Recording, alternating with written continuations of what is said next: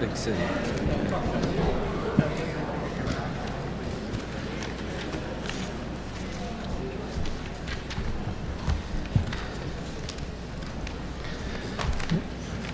Good evening to everyone. I'd like to wish everyone an early happy Thanksgiving and welcome you to the November 12th, 2012 GETAC Council meeting. Our first item of business is the approval of minutes from our August the 17th meeting.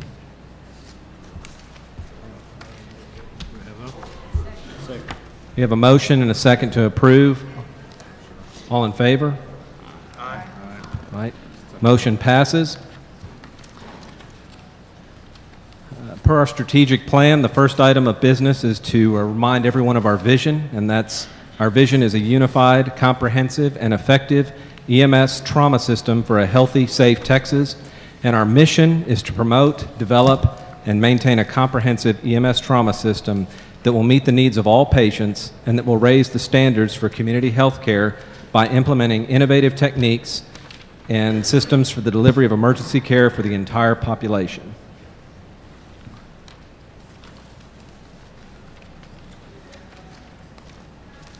Councilmember John Smith will not be able to be here this evening due to a personal matter. He informed me late this afternoon.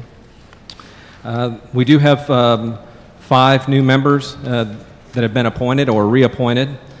Jody Harbert has been reappointed.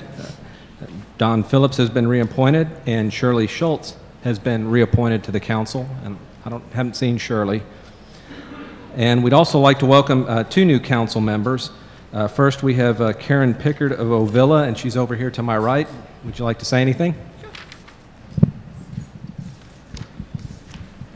I'm, at this point, really, I feel very honored to be with this group. My career as an ER nurse and a paramedic has spanned well over 40 years, and I spent the first 10 years in Dallas County working, and I think that probably I didn't realize that life existed outside Dallas County, but I was about 30 years ago was blessed to meet a wonderful guy who lived in Ellis County, which is where Waxahachie is, and I found out an awful lot because he was so actively involved in the fire service, and with his interest in the fire service and mine in EMS, we spent the last 30 years traveling Texas and talking to people and finding out what their needs were, and I'm anxious to bring some of those thoughts and ideas to the table. Thank you. Welcome. Also joining, by the way, Karen is the volunteer EMS position as required by legislation. And also joining us is Dr. Alan Tyrock of El Paso. Would you like to say anything?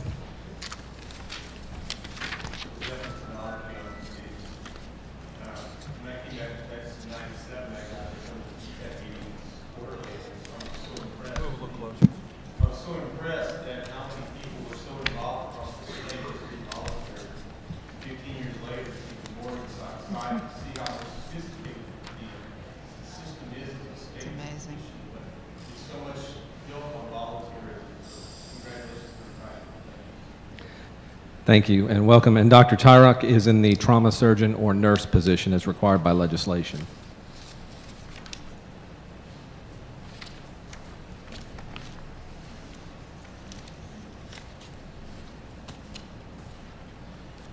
That's all I have under chair report and discussion at this time. We'll hear from Assistant Commissioner Kathy Perkins.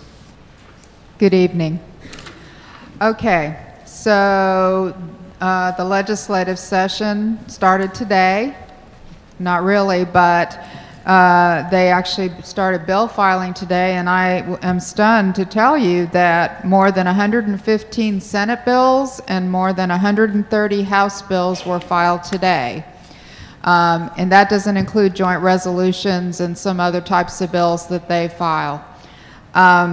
There's a couple, I was not able to look through all of them, but there are a couple already that I can see are going to be of interest to us. One of them is House Bill 104, repeals the driver responsibility program. House Bill 86 is an interesting bill. It provides 4 criteria for sunset to evaluate an agency that licenses an occupation. And it also it provides criteria by which there's a pre-review of legislation that creates any new occupation. Okay, so I have 23 professions under me, including EMS. And it's a wide range from massage therapy to EMS to social workers. And there's a lot of discussion about whether you may have seen some, like cosmetology, and then the amount of hours required to learn how to wash hair. So there's a lot of discussion about whether some of these occupations really need to be regulated. But as sunset comes, if we go through sunset the next time, they would, if this passed, would apply the same type of criteria to EMS. So it's just something to be aware of and to watch. And then Senate Bill 53, regarding life support services provided by certain EMS. And I just took a quick glance at the bill. Looks like it changes the definitions of advanced life support and basic life support. Not sure exactly what that's about. So those are quick look, and I'm sure there's going to be more coming. I recommend that y'all get on to Texas Legislature online and start reviewing. You can do a quick and easy report for bills filed on a daily basis, and they peak and then they come down. Then you'll see them peak again at the beginning of the session. Then it'll go down, and then there'll be a big peak right before final filing day. Okay, so that's we have had. The bill that I mentioned, Senate Bill 53, could be related to some inquiries that have come to my department in relation to the whole Medicare fraud issue. And so it could be something trying to relate to that. All right. There is also an interim committee that has been created that I testified at last week called in relation to dedicated accounts.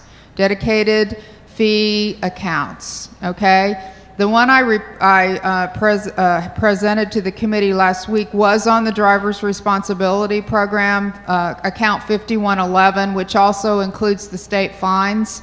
They want, what this committee has been asked to do by the speaker is to look at all dedicated fee accounts. There's a big concern now that there's almost somewhere between $5 and $6 billion in dedicated fee accounts that are sitting there that have not been appropriated for the purpose for which those fees were generated. And they're becoming more and more concerned because you have those monies sitting there and then they use them to certify the bill for the budget. And there's been a lot of people very concerned about you're generating this fee over here and the balance is going up, and so they're not being used for the purpose that they were intended. So I spoke on the driver's responsibility program. The committee members seem to know about this one. I think they've heard a lot from some of our stakeholders as well. I think they've been hearing a lot about it. What they didn't get to yet at this point is other dedicated fees. So EMS licensure fee is a dedicated fee, as is the hospital licensure fee, okay? And both of those fees also have big balances, nowhere near what the driver's responsibility program. I anticipate that we're going to be asked about those dedicated fee accounts also. The two chairs, there's a dual chairs for this committee, and they both said that they are looking at those dedicated fee accounts not continuing to grow. And the way they will not grow is potentially two ways. One, they appropriate everything they expect to bring in the next couple of years. That's one way. Or reduce the fee that you're charging so then you don't have as much revenue coming in. Okay, so there's two ways you can, or it could be a combo of both. There's going to be a bill filed that relates to capping those dedicated fee accounts. They want to eventually reduce them. But you can't fill a $5 to $6 billion hole in a year or 2 years. It's going to take some time for those balances to be brought down. And they're really were looking for ideas, and there were a number of stakeholders there looking for ideas for how they could start reducing those balances, but do it in a careful way that doesn't cause a big problem. So more to come on that interim committee, or at least the results. By the time you come in February, I suspect there probably will be a bill filed about that issue. Now, something that's very important, though, we have been asked, I have, I think, 10 dedicated fees across my division, maybe more like 12 or... There's already been questions about, okay, can I give you more of your dedicated fee, but take away general revenue, so you remain the same? The problem is the dedicated fee can only be used for certain purposes. So I can't use the dedicated EMS fee for social work, okay? And that's in the same strategy. I can't use the dedicated hospital licensing fee for regulation of ambulatory surgery centers. Now, they could change the nature of the fee. They could do that. But that's one thing that we're going to have to watch. So it would be good to get all of our fees appropriated, but remember, they've got to balance the budget. So anyway, it's going to be interesting to see how that all rolls out. Also, budget issues for the legislature will be front and center. Last session, they were not able to fully fund either Medicaid or education, and so they're going to have to fill those holes. They do feel, from what I heard from the committee chairs, that Texas economy is a little bit better.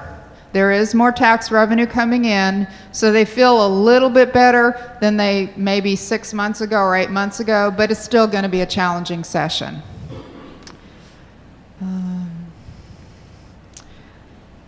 Okay, before I go on, is there any questions about the legislative session or the budget stuff or anything at this point?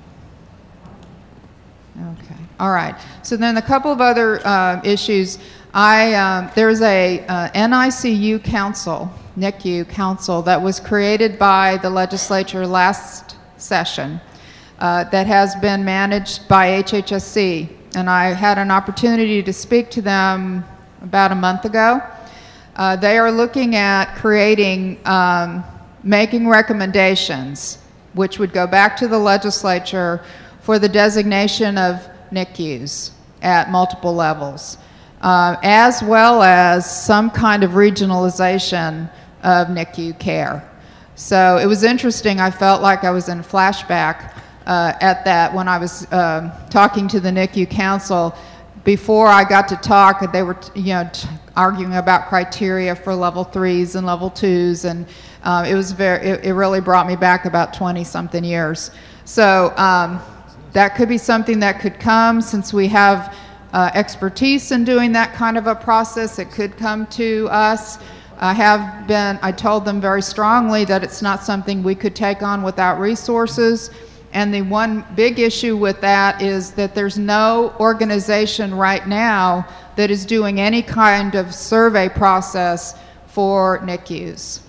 There may be somebody that would come up, but they don't have, like we had the American College of Surgeons, okay? And they don't have DNB and some of the others doing stroke. So there may be some interest, but right now there isn't anybody doing it. So it'll be interesting to see if that one goes forward.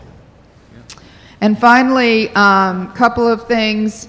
We've been going over having an evaluation of my division under Rider 59 after the big budget cut.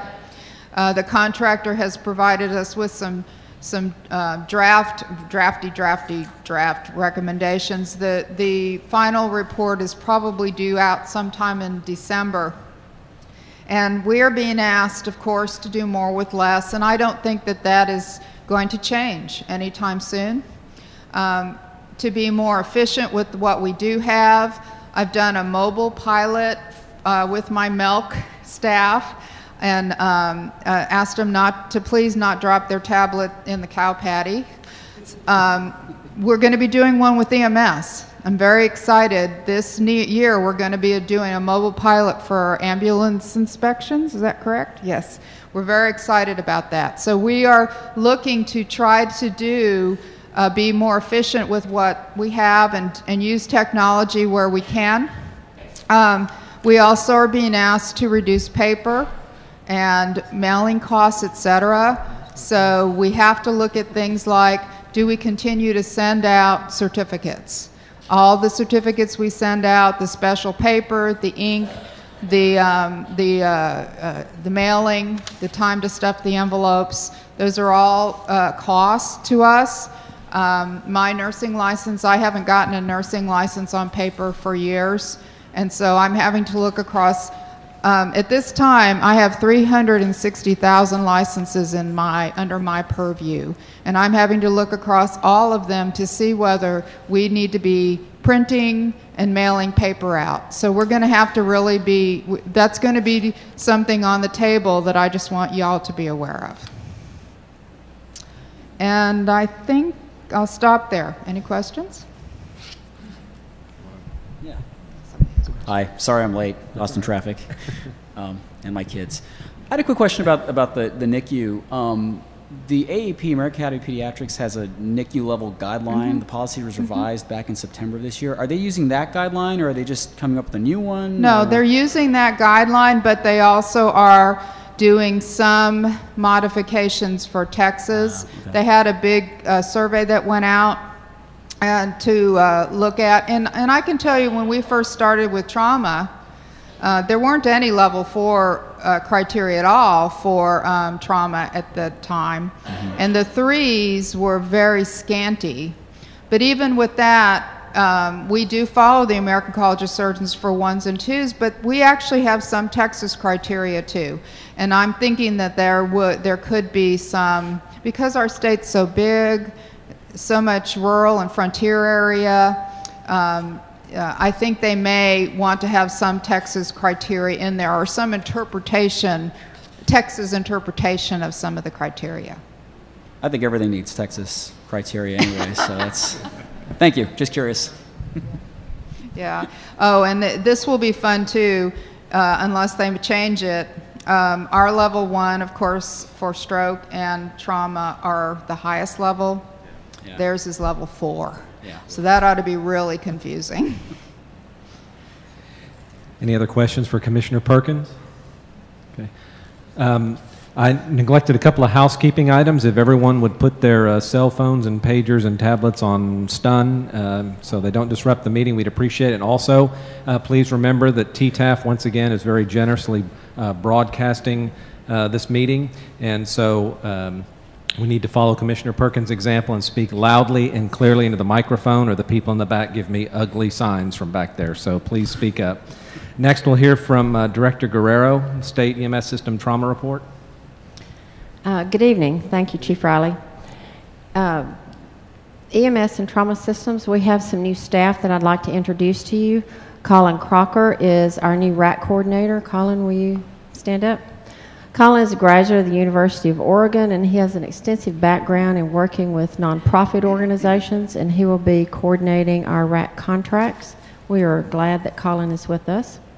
Also, for EMS certification, we have 3 new staff. I think 2 were with us in August, but we did not get them introduced.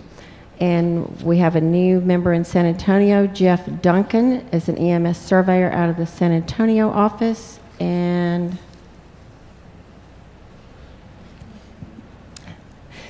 Robin Duckett and Amir Nikad they are both out of the Houston office, and they are with EMS compliance. So we have 3 additional surveyors for EMS compliance. That gives us, we have 1 remaining vacant designation coordinator position in our office. We are actively seeking candidates now and are reviewing applications, so we hope to have someone in that position. We are looking at registered nurses for this position. All right, and I'll go on with the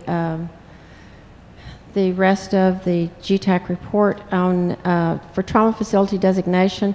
We currently have 265 that are designated trauma facilities. We have 31 in active pursuit. The 31 can be a little bit confusing.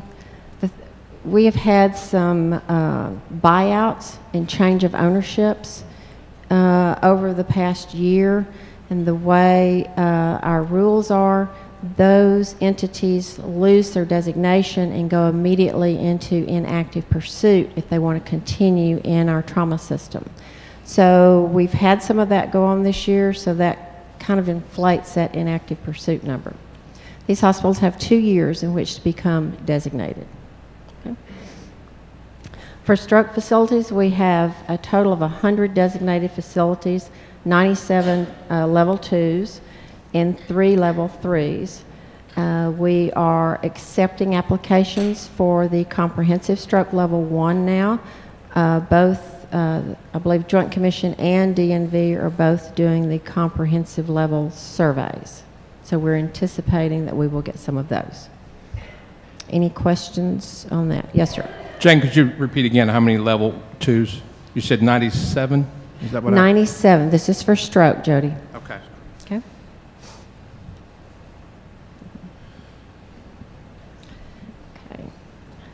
Okay. For the funding report, on the 3588 monies from the driver responsibility, we have for FY12, we have done a disbursement to the hospitals that were not SDA trauma add-on hospitals. We have 112 hospitals that are participating in that SDA add-on.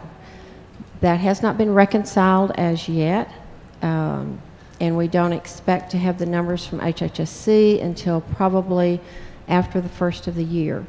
Once we know what they've received through their trauma add-on, after the first of the year, then we can reconcile what the uncompensated trauma care piece of it. The way the statute and the rules were constructed is that these hospitals are held harmless. If they are participating in the SDA trauma add-on, they will get at least what they would have gotten through our uncompensated trauma care funding. So if there is a difference, if they got less than they would have gotten through our uncompensated trauma care funding, we will write them a check.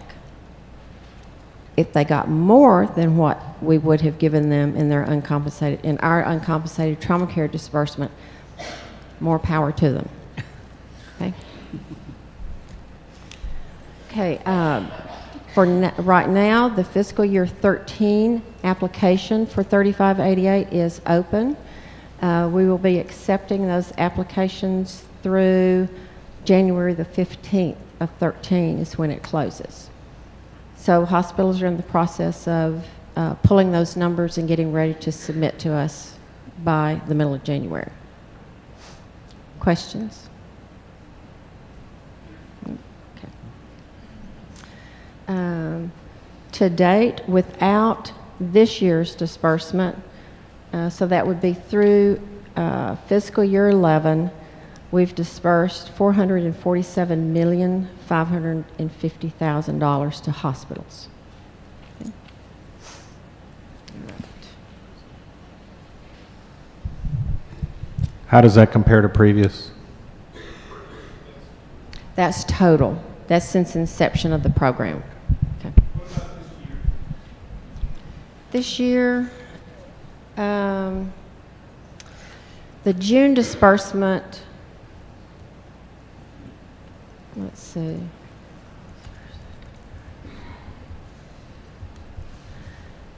June disbursement total was 54. Is that right? Okay. That's the total appropriation. The total, yeah, right. I don't have the figure of what we've given out to the non-SDA hospitals, Dr. Stewart. Yeah, we still have half of that appropriation in our pot ready to reconcile. So the appropriation, was ready to go to hospitals was $54,754,000. That was for fiscal year 12. Okay.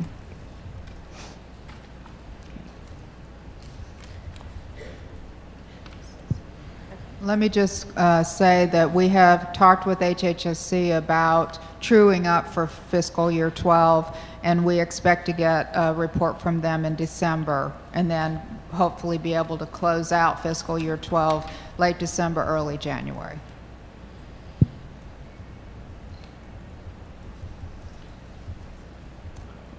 Okay. Jane, did Methodist Hospital, is that a level 1 stroke center?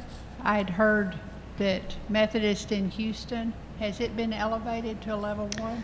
Nobody has been designated as a level 1 yet. Okay. Now, I think Methodist in Houston is one that is going through the DNV Okay. certification for level 1. Right.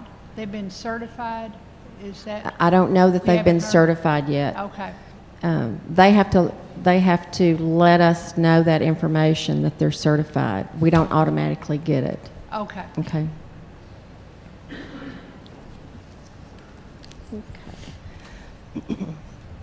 For fiscal year 12, for our EAF funds, we had $1 million set aside for extraordinary emergency funds. We had 13 applications requesting emergency funding. We funded 4 of those applications. It left over $853,000, which was dispersed out to hospitals. That's what we don't leave anything in the accounts. We disperse out to providers. This year we have, I think we've received two EAF requests. One is recommended for funding, and one was denied. The one that's being recommended for funding is a little over $100,000. It was for a new ambulance.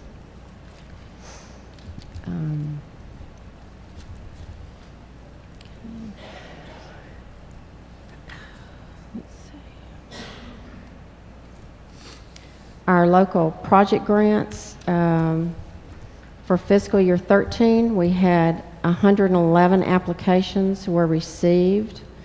103 applicants were eligible.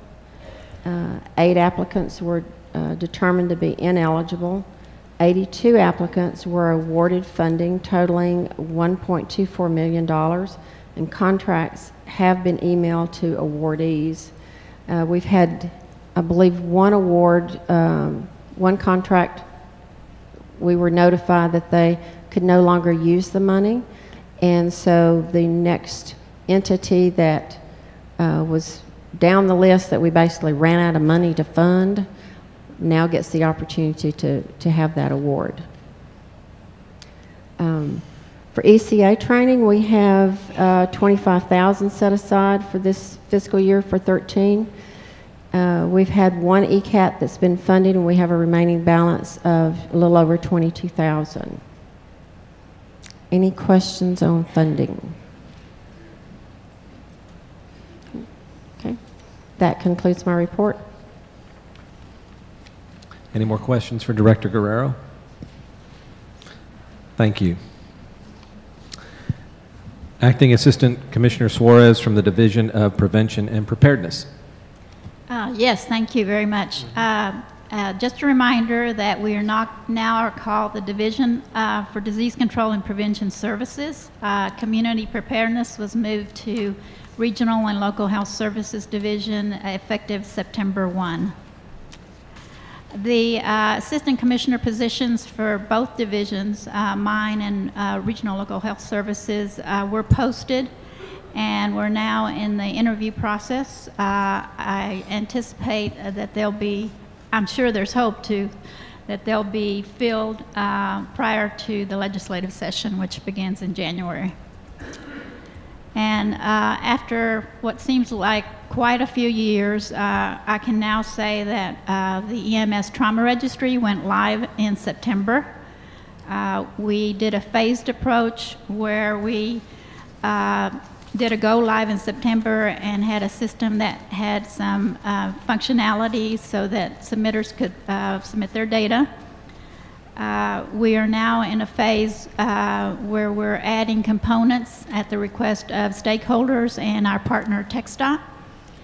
And we plan some enhancements in 2013. And in just a few moments, Tammy Sajak and Rob Klein will give you some more details on how the implementation went and what the plan is for next year. After that, Bruce Clements of the Community Preparedness section will provide a few updates from his area. And Kathy and I were talking just prior to this that at the next council meeting, we might want to have the 3 assistant commissioners here at the table to provide the reports. Before we get started with the presentation on the EMS Trauma Registry, I just want to take a few moments to thank all of the members of GETAC, Chief Riley, the committees, Diana Welsh of TTAF, my colleagues in regulatory, Jane Guerrero, Kathy Perkins. Certainly want to thank the staff at DSHS, Tammy Sajak, John Villanacci, Rob Klein, the project manager, and all of the staff who've worked so hard to deliver a new EMS Trauma Registry. We also had a really good experience with the vendor, Consilience, and using their Maven system for this effort. And I just want to point out that in my role overseeing not only this registry but other types of disease registries, it's never a done deal. That is, there's always improvements to make. There should be a continual process where we receive input on what it should look like.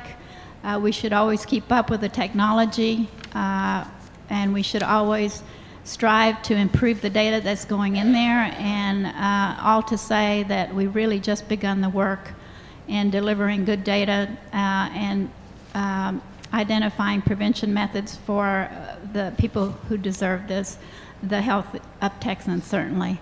And so right now I want Tammy to do the presentation, and it should be brief, and then Rob Klein will follow.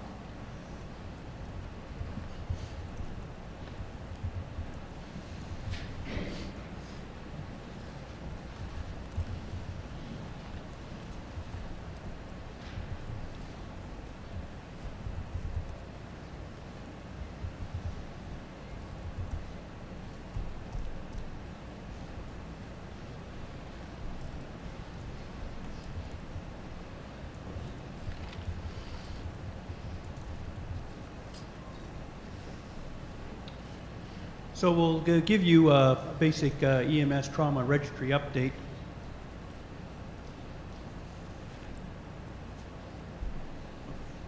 So we have a few things we'll try to cover quickly here. First of all, we'll talk about what's been our experiences since we went live on September 17th. We'll then discuss our components that we're building right now during our 4th quarter. And then we'll talk about what we have planned for fiscal year 2013. So we were very pleased on September 17th. We were able to actually turn the system on and have it available not only for our web entry, data entry for EMS and hospitals, but we also made it available for our entities and facilities and racks that actually upload data files into the system. And now I'm going to go over some data just to give you an idea of how it's been going. We've had 2,700 people attend various trainings. This does include people who've taken more than one training. So when you look at the number of individuals who have taken training, it's 940 individuals. And DSHS has offered 55 training classes starting in August before we went live and continuing on. We have 592 entities, so that includes EMS and hospital, that have at least one person who's taken training. You can see that that represents 305 of the hospitals and 287 of the EMS. We have distributed passwords to 948 people, and that started on September the 18th and has continued on. This data covers through November the 2nd. Unfortunately, we have 582 individuals with passwords that have not accessed the system. So we will be working very hard in the next month to contact these individuals again and encourage them to come into the system and try to use it. Tammy, get closer to the microphone, please. Oh, I'm sorry. Okay. And we have 337 entities for which at least one person has a password, but they still have not accessed the new system. So the first one was individuals, 582, and the second number is the actual number of EMS agencies and hospitals that have not accessed the system yet. So we do have 350 people who've logged on to the trauma registry. They represent 217 hospitals and 109 EMS agencies and 24 entities that report submersions to us, which are mostly hospitals. Then we have 358 entities that use the old system and that do not have access to the new system yet due to a lack of training. And that represents 300 EMS agencies and 58 hospitals. So far, we've received 190,000 records, and 167,000 of those are EMS records, 23,000 are hospital records, and we've had 87 submersion records reported. These have been reported by 111 entities that have uploaded a data file. That's 25 EMS agencies and 82 hospitals. And then we have 132 entities that have used web data entry, 45 EMS agencies and 87 hospitals. We have had a large volume of customer service requests, and just to give you some idea, we've had about 450 emails a week and about 150 phone calls a week. We do have a list of people that are waiting for us to get back to them. This number obviously is changing every day, but at the time that I created this, we had about 130 people that were still on our list. We are working as hard and efficient as we can to get back to everybody. Most of the requests that we are receiving does concern their passwords. Okay, I'll let Rob talk about the components that are currently being built.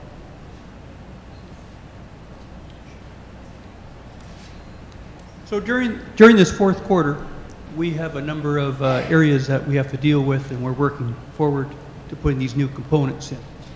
First of all, we have our weekend conversion of 2010, 2009, and 2008 data. To date, we have 2012 and 2011 data already converted from the old system. Due to our huge file sizes, and because we're trying to keep the system uptime as much as possible, we've broken down our data components into smaller chunks. So we are breaking down approximately 4 segments of data per year. So we're trying to do these over the weekends so we minimize our downtime. So over the next couple of months, we will complete our conversion for 2010, 2009, and 2008 data to give us a full 5 years.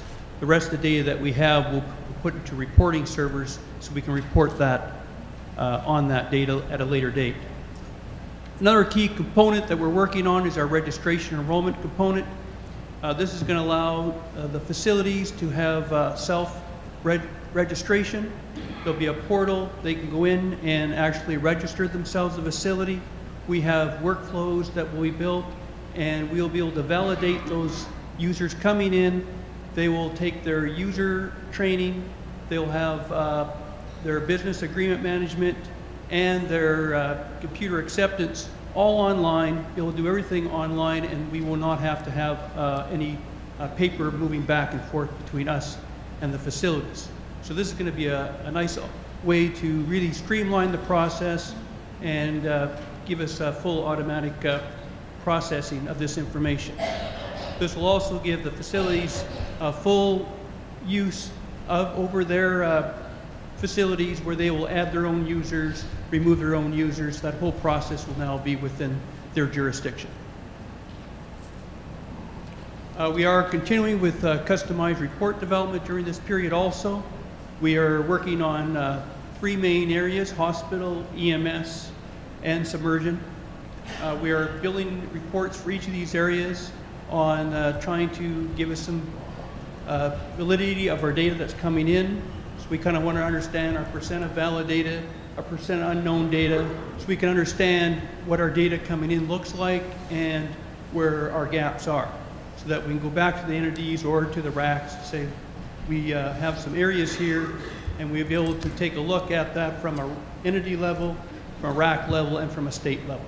So full reporting on that. So we've had a number of areas that we've working through the fourth quarter here, and we now have funding to continue this process throughout 2013. So our big push for the beginning of the year in January, February, will be to really look at our full NEMSIS and NTB and making sure that we're fully compliant to those data sets. So we're going to work with our stakeholders, get agreements put in place, and so that we will be fully NEMSIS certified. Because of that, we're going to have to build 2 new import interfaces. The ones that we have today are built on our legacy model. We're going to have to now build 2 new ones, more on the new data sets we have for hospital and EMS. So that'll be a big push. We will also push for an NEMSIS data extract, so we can send actually data. DSHS can send data to NEMSIS. And then we'll also have an NTDB data export, so hospitals can send their data to NTDB. So all things are key here going forward in 2013. We'll continue enhancements reports, and we have data entry. We'll get feedback from our stakeholders, so we'll continue that process. And then we're also looking at file specifications so that we can also utilize rehab or long-term acute facilities and look at trauma brain injury and spinal cord injury and those type of data that we can pull into the system. We plan on building some print templates for our different patient areas, submersion, EMS, and trauma. There's been some ideas thrown out. We might need a run sheet where EMS can drop off data for a hospital and those type of situations, so we're looking at that. And one of the big components that we want to enhance, we kind of started with a small piece of it, but we realize it needs a lot more work. This customer service is a key item here. Our stakeholders, we have to get back to them, understand their issues, understand where we need additional development. So we're going to do a complete overhaul and enhance our customer service environment. Any questions or comments?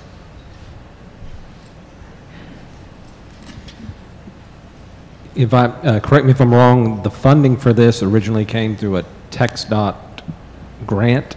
Yes. And how long is that grant going to be there to fund the registry? We have been got a grant through fiscal year 2013, which will end. The grant is good till September 30th of 2013.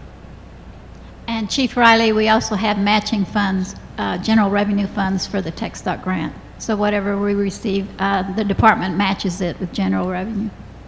Okay. I guess the real question I had is, do you foresee any possible interruption to the funding stream in the future?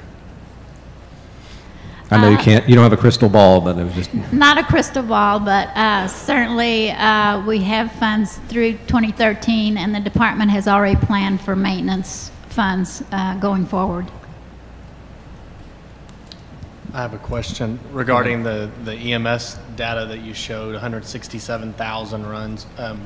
What was your anticipation? I mean, is that a good test of the system thus far, or do you feel like that you're still lacking as far as the number of runs? I think that different vendors who have created software that our customers use, I'm not sure that they have all been represented yet in the file uploads. And so I do want to make sure that we get people in for that. We do have about 30 to 40% of our customers who do web data entry, and we feel like we've had adequate representation for web data entry, both from EMS and hospitals. But for the file uploads, I know that I've talked to more companies that create products for their customers than what we've received so far. So we will be circling the wagons again and contacting those customers. We have a list of all those folks that did take training and did receive their passwords, and so we're going to be working very hard to get them to come in and use the system. But the main thing about that is that every time we get a new batch of people in, we get some really good feedback. And this is the time for us to give the vendor that feedback so that we can both fix things that aren't working exactly how we thought they were, or just improve something to work better. So I do feel like that it's essential in December and the rest of November to get these people engaged in trying to use the system. Most of the problems with file uploads have been easy to resolve with the vendor and the customer involved in those situations. So we just get them in there and get their courage up to try it.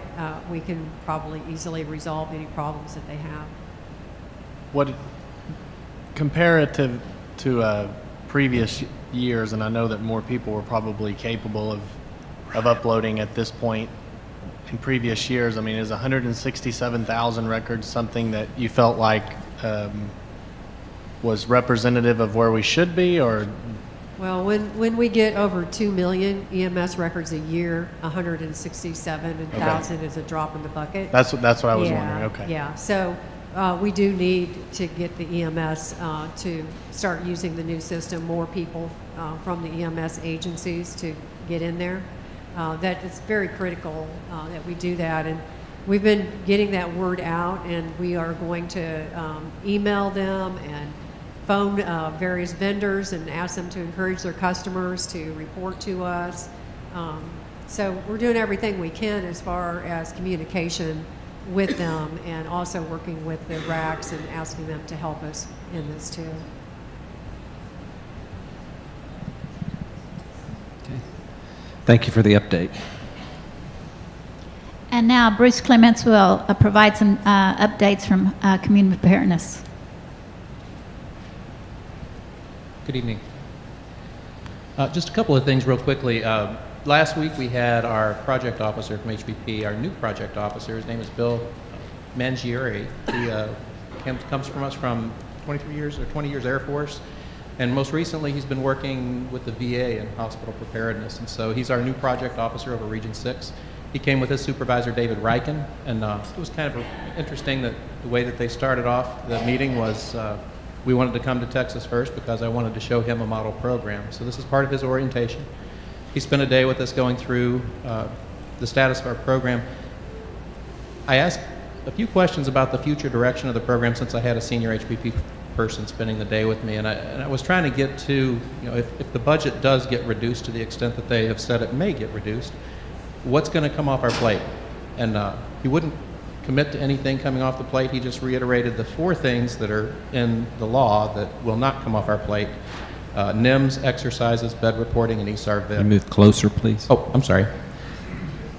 And so, so those 4 things are going to be the one constant in the future. That, and we know that there's going to be a move closer to, or more involvement in healthcare coalitions.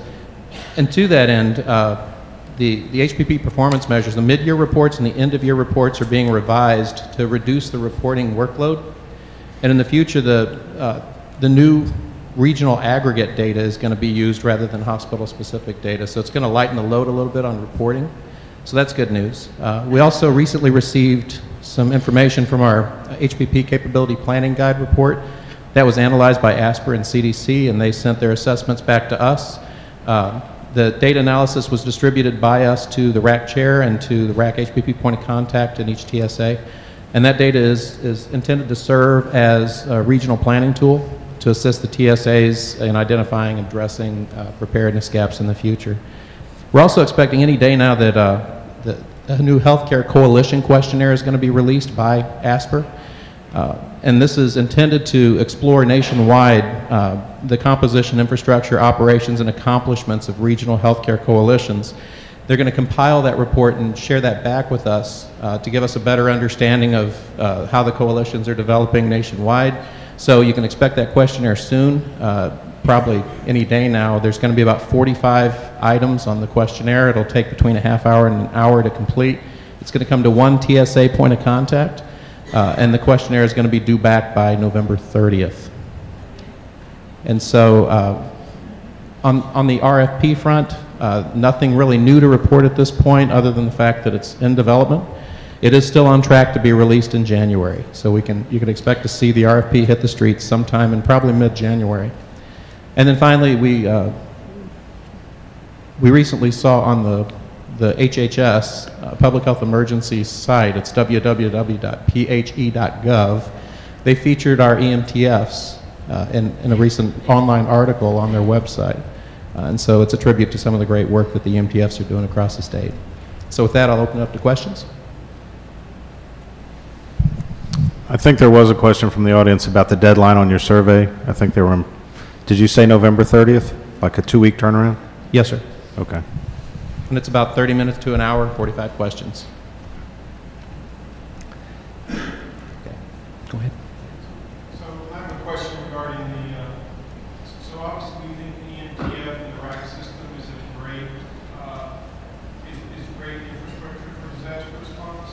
In previous meetings, we've talked about continuing funding for the hospital preparedness program and potential dilution of that funding with the, you would have to get it correctly, the merging or the administrative fusion of the public health and HPP program. What's your assessment with respect to continued vigorous funding of the hospital preparedness program? I personally think the events in Sandy on the East Coast really show that it's really needed. Just curious as to how we might best support that notion. Well, thank you. And first of all, on the grant alignment initiative with the FEP, or Public Health Emergency Preparedness Dollars, and HPP, that is strictly an alignment of the grant management function, but the two programs have been and will remain distinct. The legislation that created the two programs is separate and distinct, so we'll always have two programs. So grant alignment really doesn't mean we're diluting or mixing them as much as it is just a grant management function. And as far as the future prospects of the funding, I did ask kind of an offline question to David Reich and just ask him for his gut take on where this is going. Now, last year, you may recall, around this time of the year, we got kind of the unfortunate news that we were going to receive some reductions, and it was really pretty dramatic. It was 44% reduction was what was originally proposed. And over several months, that went to 30% to 20%, and in the end, it was 11%. So where we're at right now is the president's budget has about a 30% reduction to HPP proposed. As it makes its way through Congress in the coming months, we're hoping that we see a repeat of last year where a lot of those funds are restored and we don't see as drastic of a reduction as what's been proposed. So we just have to wait and see how that plays out in Congress. I'll just emphasize what I've said in the past. I think a significant reduction of those funds would potentially really be disastrous to the RAC system that exists in Texas, which I really think is the basic fundamental infrastructure for disaster response, but it's obviously not just for disaster response, it's for the trauma system, for the cardiac system, for the stroke system, really for the entire emergency healthcare system, that trauma and EMS system. Yes, sir. Thank you for those comments, and I agree with you wholeheartedly. And you see that play out on the exhibition floor across the street as you walk through there and see the ambuses and the MMU and other things. It's amazing what's been created through this system, and we do really want to see that continue. Thank you. Any other questions from council? Thank you. Thank you. That's the end of our presentations. Okay. Thank you. Next on the agenda, we have Eric Epley, Vice Chair of the Preparedness Coordinating Council. That would be Eric Epley, reporting on the PCC.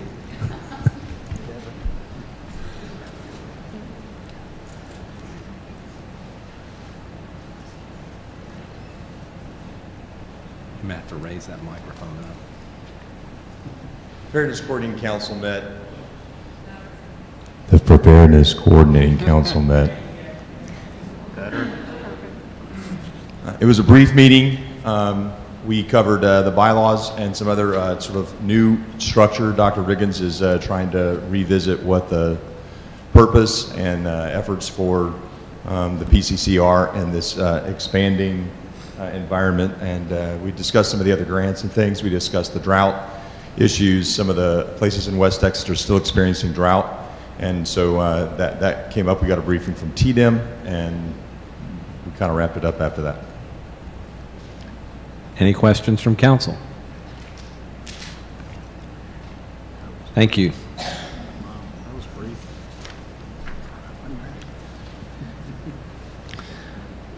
All right, now we're taking GETAC committee summary reports. Is there someone, Shirley's not here, you're gonna, got it? Okay, we got a report from Air Medical Committee. Hi.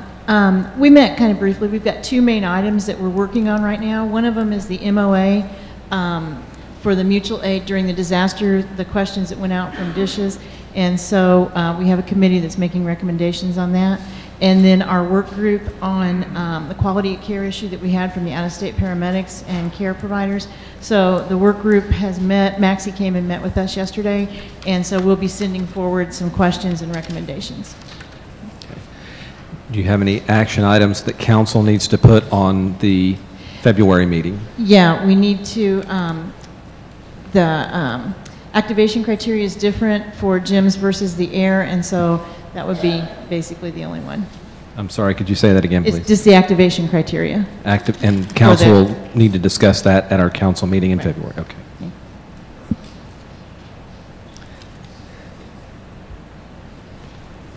Any questions from council? That's all right. Next, Cardiac Care Committee, Dr. Smalling. This is Dr. Robert Wozniak, pinch hitting for Dr. Smalling. We had a somewhat brief meeting as well. We had discussions regarding the... Doctor, I'm sorry, we're having a hard time hearing you. Almost have to eat the microphone to be heard. How's that? Okay, good. Robert Wozniak, cardiology, and I was one of the members here pinch hitting for Dr. Smalling tonight. We did talk about a few items. One was we discussed the GETAC, the GETAC survey regarding the stroke and cardiac issues, the implementation of the different GETAC recommendations for the cardiac and stroke. We critiqued the survey. We thought the survey was very well intended. We felt it fell short, and we made some recommendations on how we can improve it, and we will continue to work on that. We had a very nice presentation from the Hot Rack STEMI success story presented by Christine Reeve, who enlightened us with their success there. We also had the update from the Duke Accelerator project, and that was it. Our public comments were geared towards the survey, and there were no action items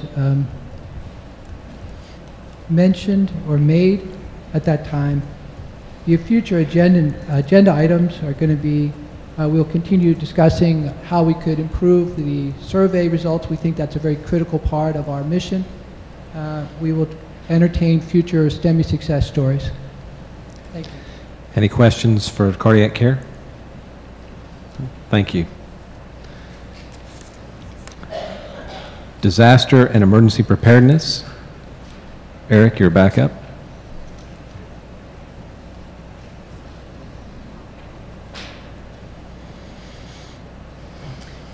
Tried to trip you.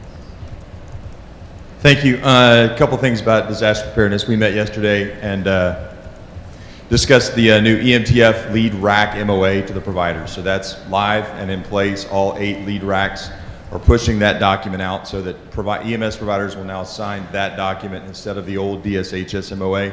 That old DSHS MOA will expire after the first of the year. A letter will be going out from the department about that. So we're transitioning from the DSHS MOA to the providers to the lead racks to the providers.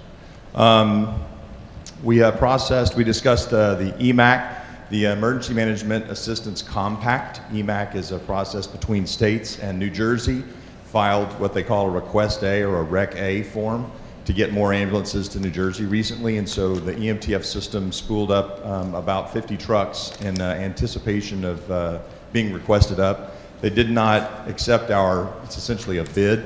You tell them how much it would cost and how long it would take to get there, et cetera. But I thought it was a good practice for that system, and I want to thank Victor Wells and all the EMTF coordinators and task force leaders who worked pretty quickly within about 4 hours and put that whole system together.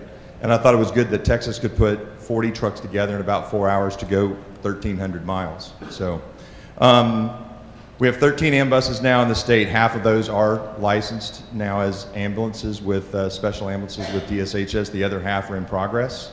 I want to thank Brett and Kevin and the other team from regulatory for making that what I think is a really, really easy process. I think it's thorough, but I think they've made it as simple as they can and straightforward, and I appreciate that. Not easy. Terribly difficult. Sorry. Thorough. The EMTF display, if you guys have not taken a tour through the conference, please go over there and take a look at that. I think it's a shining example of the one team, one fight. So there's not a single, all the regions are participating, both with personnel, with tentage, with equipment that's inside, and the traders. So we're excited about that, and I appreciate all the the people who participated on that. Disaster medical care with scarce resources. Dr. Morberg gave us a briefing on what they're working on with pandemic, some triage criteria, and also he's integrating with the other regional efforts that have been done in Dallas and Houston, and we'll see some work with that in the near future. Dr. Maggie McGraw gave us a glimpse into the electromagnetic pulse EMP problem, and if you don't know what EMP is, you ought to go Google it. It'll frighten you. It's probably worse than the pandemic, and we don't really spend a great deal of time talking about it, but it needs to be on our radar. And if we have a nuclear detonation over the top of the country, which is pretty easy to do, unfortunately, they could literally from 200 miles wipe out coast to coast and border to border. And everything electrical quits working. We had a discussion from Kelly Curry about the mass fatality management update, and TDMS is working some new efforts on quantifying where that mass fatality equipment is, some morgue trailers and other equipment, and how we would respond to that. Dr. Matt Minson from the task force from USAR invited us to an April exercise full scale at College Station with the task force, and we'll have some ESF 8 and 9 integration on that we're excited about. And that's the end of my report. Is there anything we need to put on our agenda for you in February? Not right now. Okay, thank you. Any questions? Thank you. Education Committee, Jody. Education Committee met yesterday, and after roll call, we had to think back and remember that in our August meeting, Al Garcia was still with us. And for those of you all that don't know or may have forgotten, Al Garcia passed away way too early. And he'd been a member of our committee before, and we observed a moment of silence for him, and remembering him and just missing seeing that big black hat walk around conference just kind of reminded us of how precious life is, but also just wanted to take a moment to remember Al for all of his contributions. We also welcome Gary Bonewall, who was the only member for education. We didn't have any that were coming off, but we did have one that had elected not to come back because of absences. And we thank Sandra Creighton for her time served, and we'll be sending her a certificate. Committee had several things to look at. We looked at title changes. We looked at discussion of applicants sitting for National Registry to meet initial certification requirements. Those things will be passed off by the committee back to dishes, because those will require statute change. We will be looking at endotracheal tube insertion for EMTI, which will be AEMT soon probably.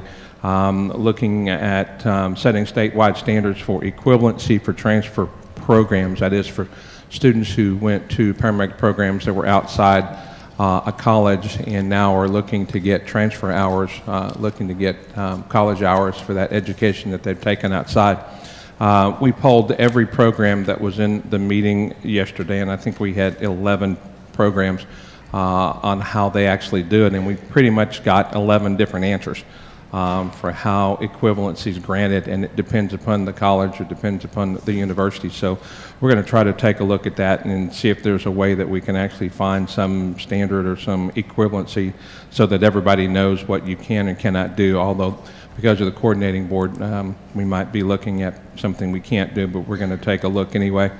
Looking at the requirement for medical directors for continuing education programs, looking at the negotiation of contiguous state regulatory agreements between Department of State Health Services for the purpose of out-of-state field clinicals. We'll be taking a look at those. Those were things that we felt that we couldn't get much done in an in an hour and a half or 2 hours. So we will meet in a work group meeting on January 18th from 9A to 3P at McLennan College in Waco. We will also have the GETAC Education Committee will also be hosting transition course training Q&A session tomorrow morning from 8:45 to 9:45, then repeating it again from 10 to 11 in room 17A as part of the conference. And I think that's it. Okay. Do you have anything that needs to go on the council agenda in February? Nothing that's not already there. No. Okay. Any questions for education? Thank you. Seeing none, we'll move on to the EMS committee. Dudley Waite. Somebody's really tall. Howdy. EMS committee met on Saturday. I was just running it all together. First thing we did was review the work that was done in our interim meeting that we had since the August meeting. There was a group of stakeholders that brought some suggestions forward to DSHS to address some of the fraud issues that are going on around the state with some EMS providers. And the EMS committee was charged with looking at those to come up with some possible rules that would follow along with those strategies. We met in Dallas in October and reviewed those. The number one thing that everybody came back to in that meeting was the number one strategy brought forward, which was increasing accountability on the administrator of record.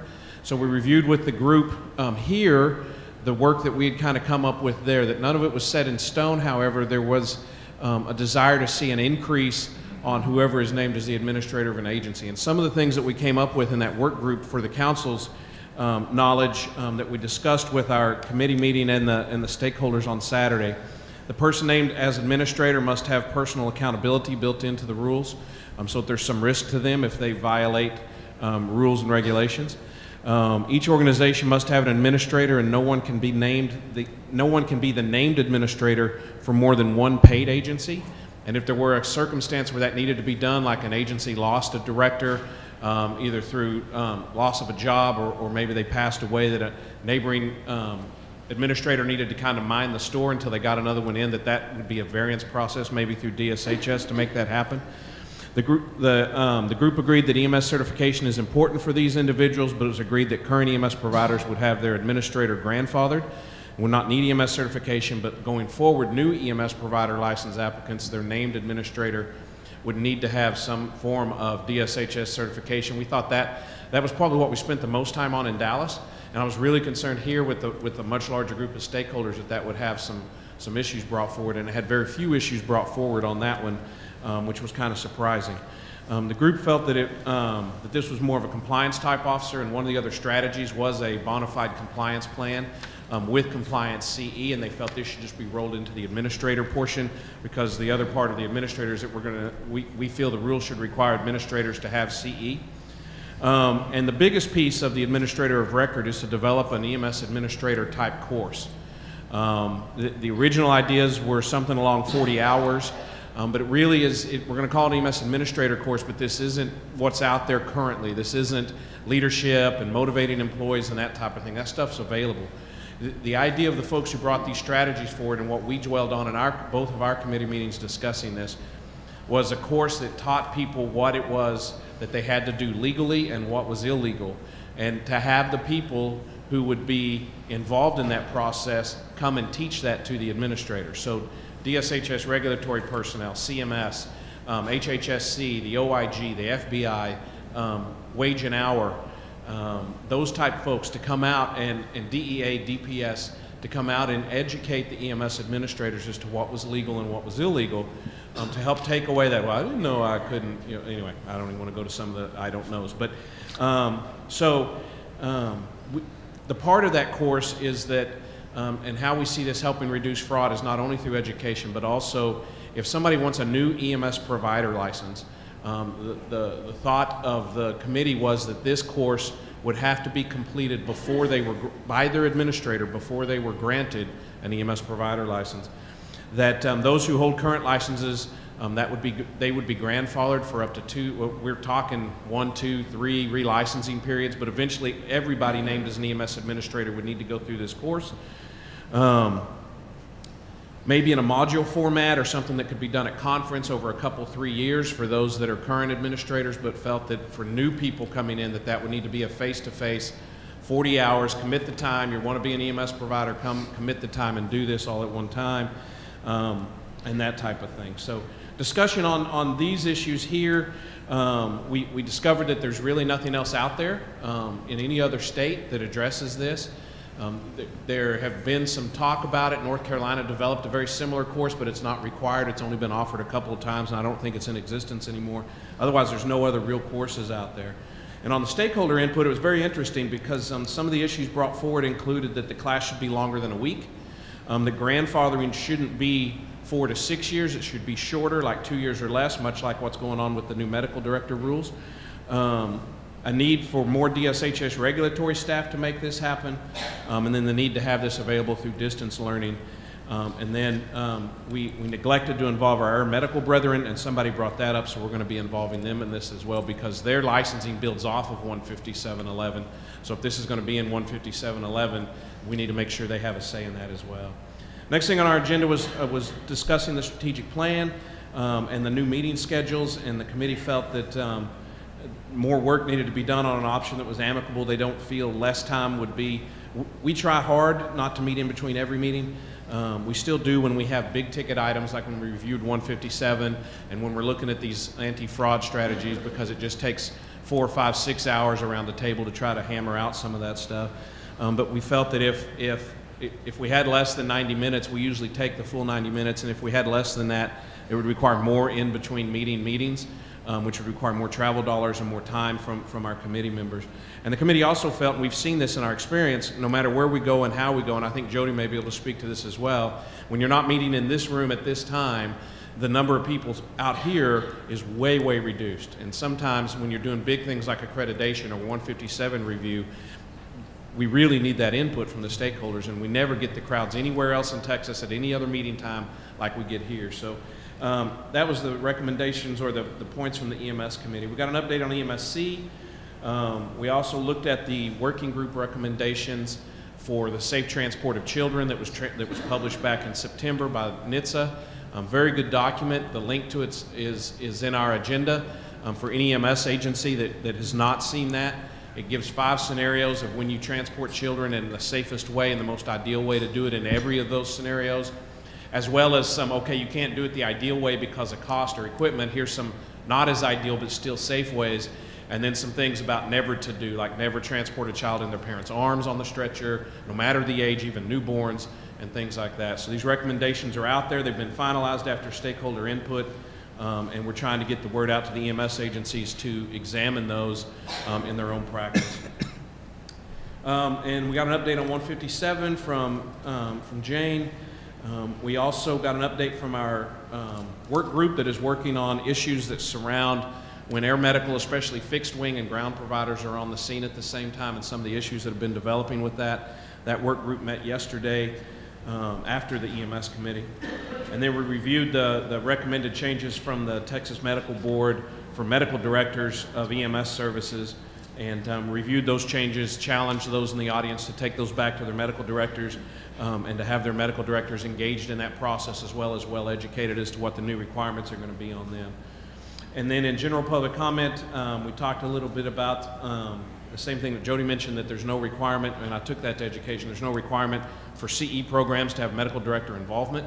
And I asked personally that after talking about it with our committee, medical directors and education, to consider taking that up as to why that is and see what we could do to address that.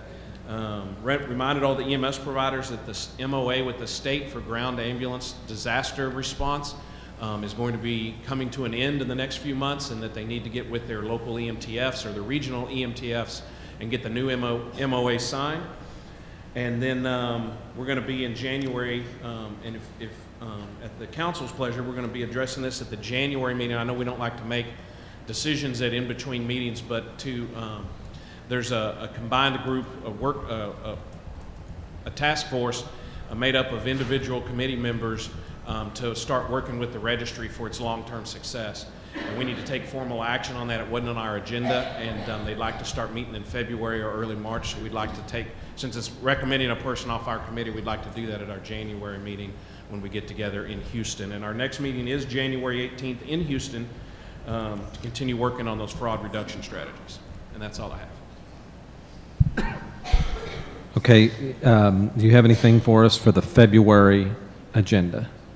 Not currently, other than what was on our agenda this time. Probably a lot of that will come back. But right now, we don't have Okay. anything new today. Okay, and just so I'm clear, got a little bit lost. You're wanting the council to approve something now for what you want to do in January? Yes, at our January in-between meeting, we'd like to go ahead and take the formal action at that meeting to appoint a member of our committee to work with that task force on the trauma registry. Instead of waiting for February, we'd like to go ahead and get that done in January when we meet.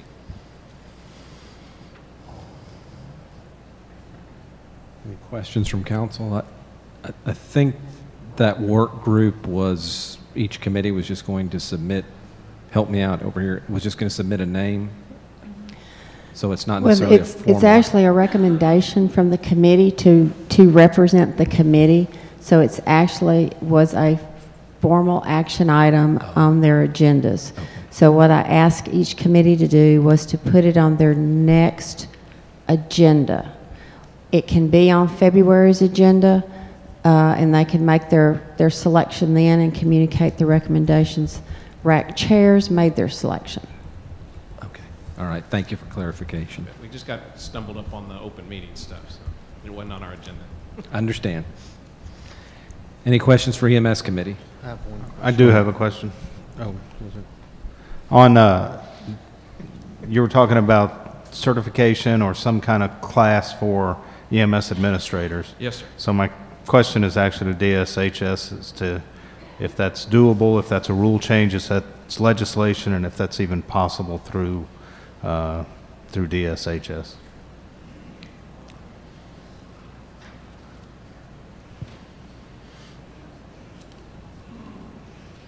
The question, I don't want you to spend it's going to be a huge amount of work, and I would hate for you to do a huge amount of work for something that then comes back as not doable or would require legislation. And we've certainly seen all of us do that before, and it's incredibly frustrating when we do that.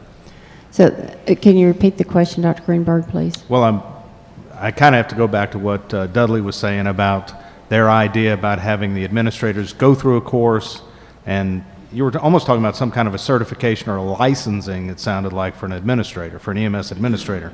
That sounds like a new occupation to me. So the question is, does that take legislation? If it takes legislation, that's a whole different category, or if it takes rulemaking, that's another direction to go. So I don't want you to spend a huge amount of time and work on something that's not doable or requires legislation or anything else. So I'm looking for some direction. We could look at something by rule. It would not be a license type. We can look at different educational requirements that could be placed on the position of the administrator, so that individual would have to have X type of education either coming in or within, a certain time period after being hired in that position. And even the restriction on, you said there could only be one administrator, what was it? Per paid agency. Yeah, one administrator per paid agency. Is that even within the realm of DSHS? It is. Okay. It could be within our realm, but it'd be interesting. Of course, our process is a stakeholder consensus type process, and one of the things that I will tell you that is, and I know we're trying to address the fraud issue, I understand that. We are being discouraged from putting in a lot of new regulation right now. So that's going to be an issue that would not only be potentially the stakeholders may have something to say about it, but our DSHS council may have something to say about it also.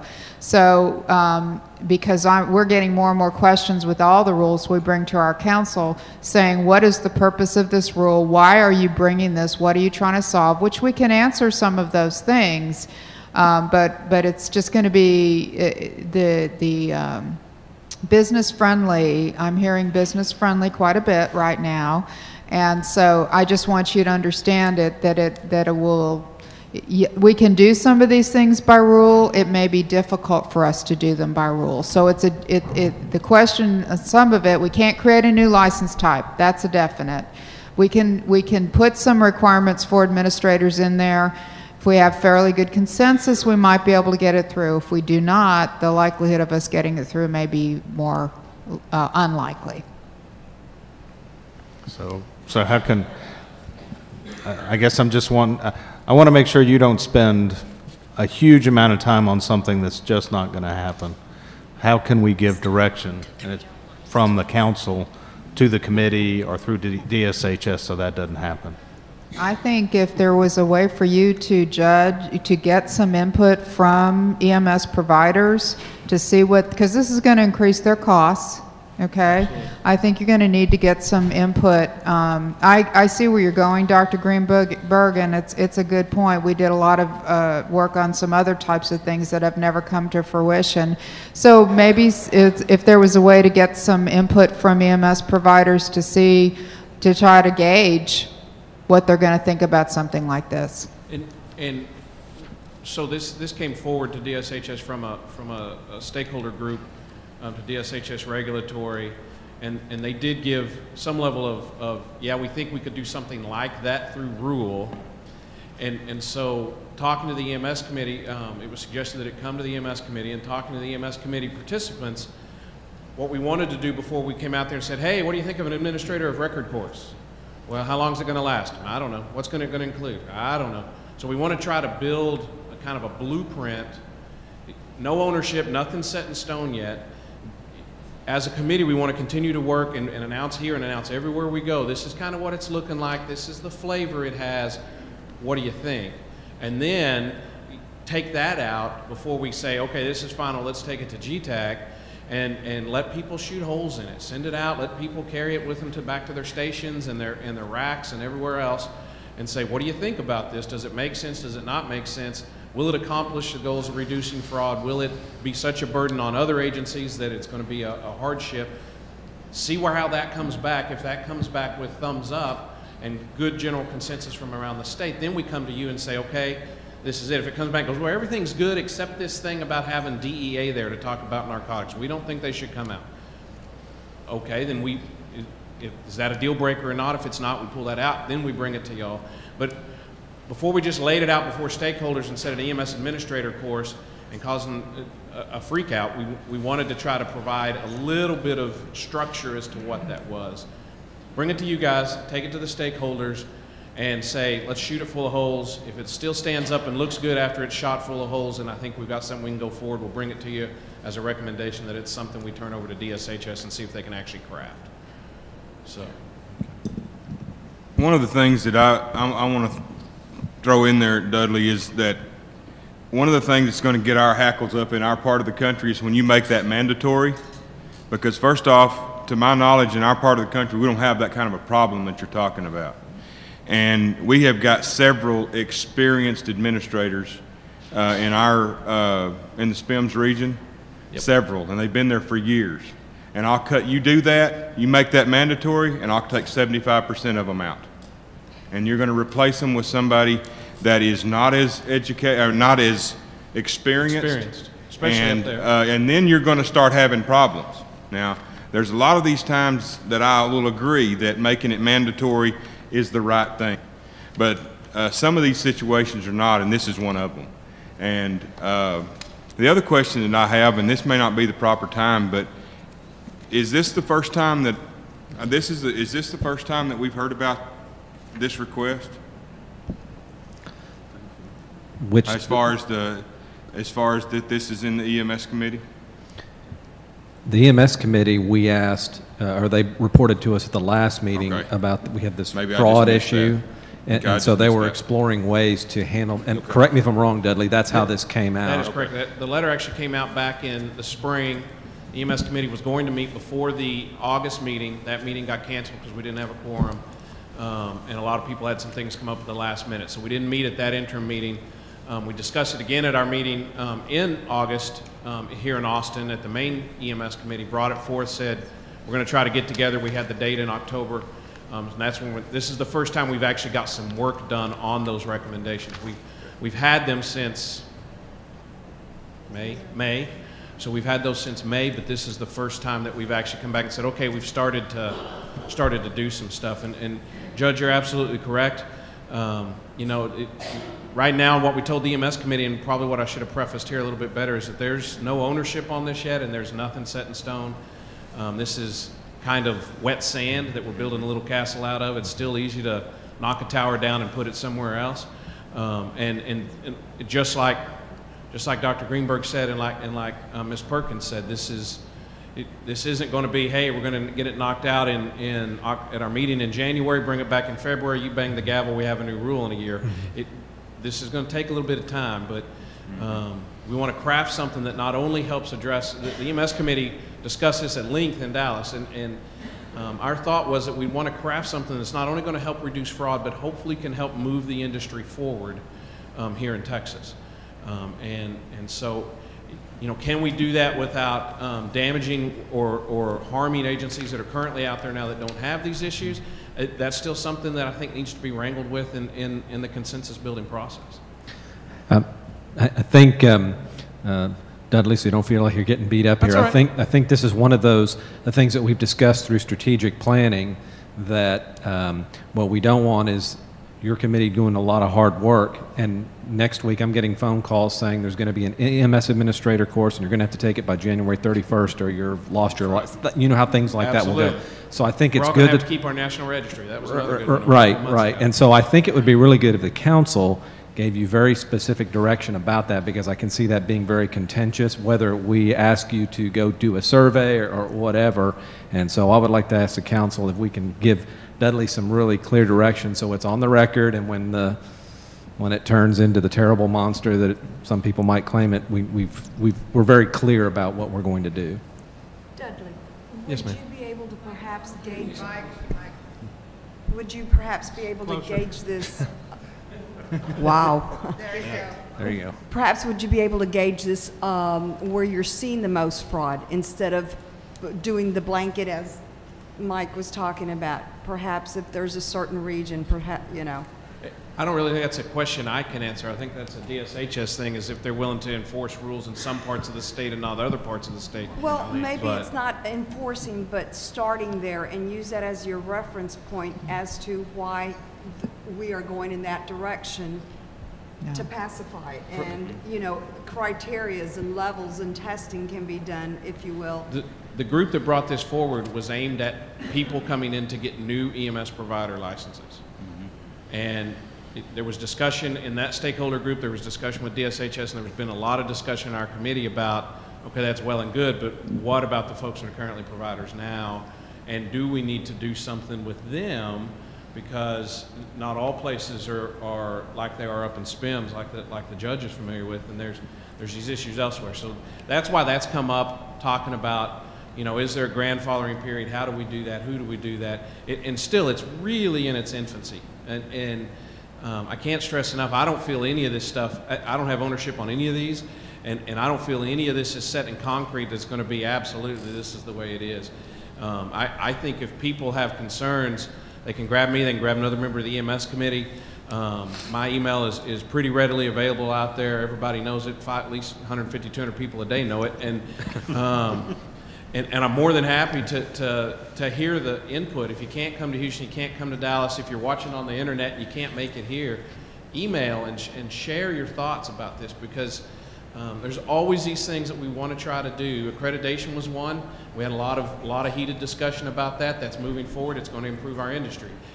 The other one is, I think at some point in time we're going to have to continue to move our industry forward.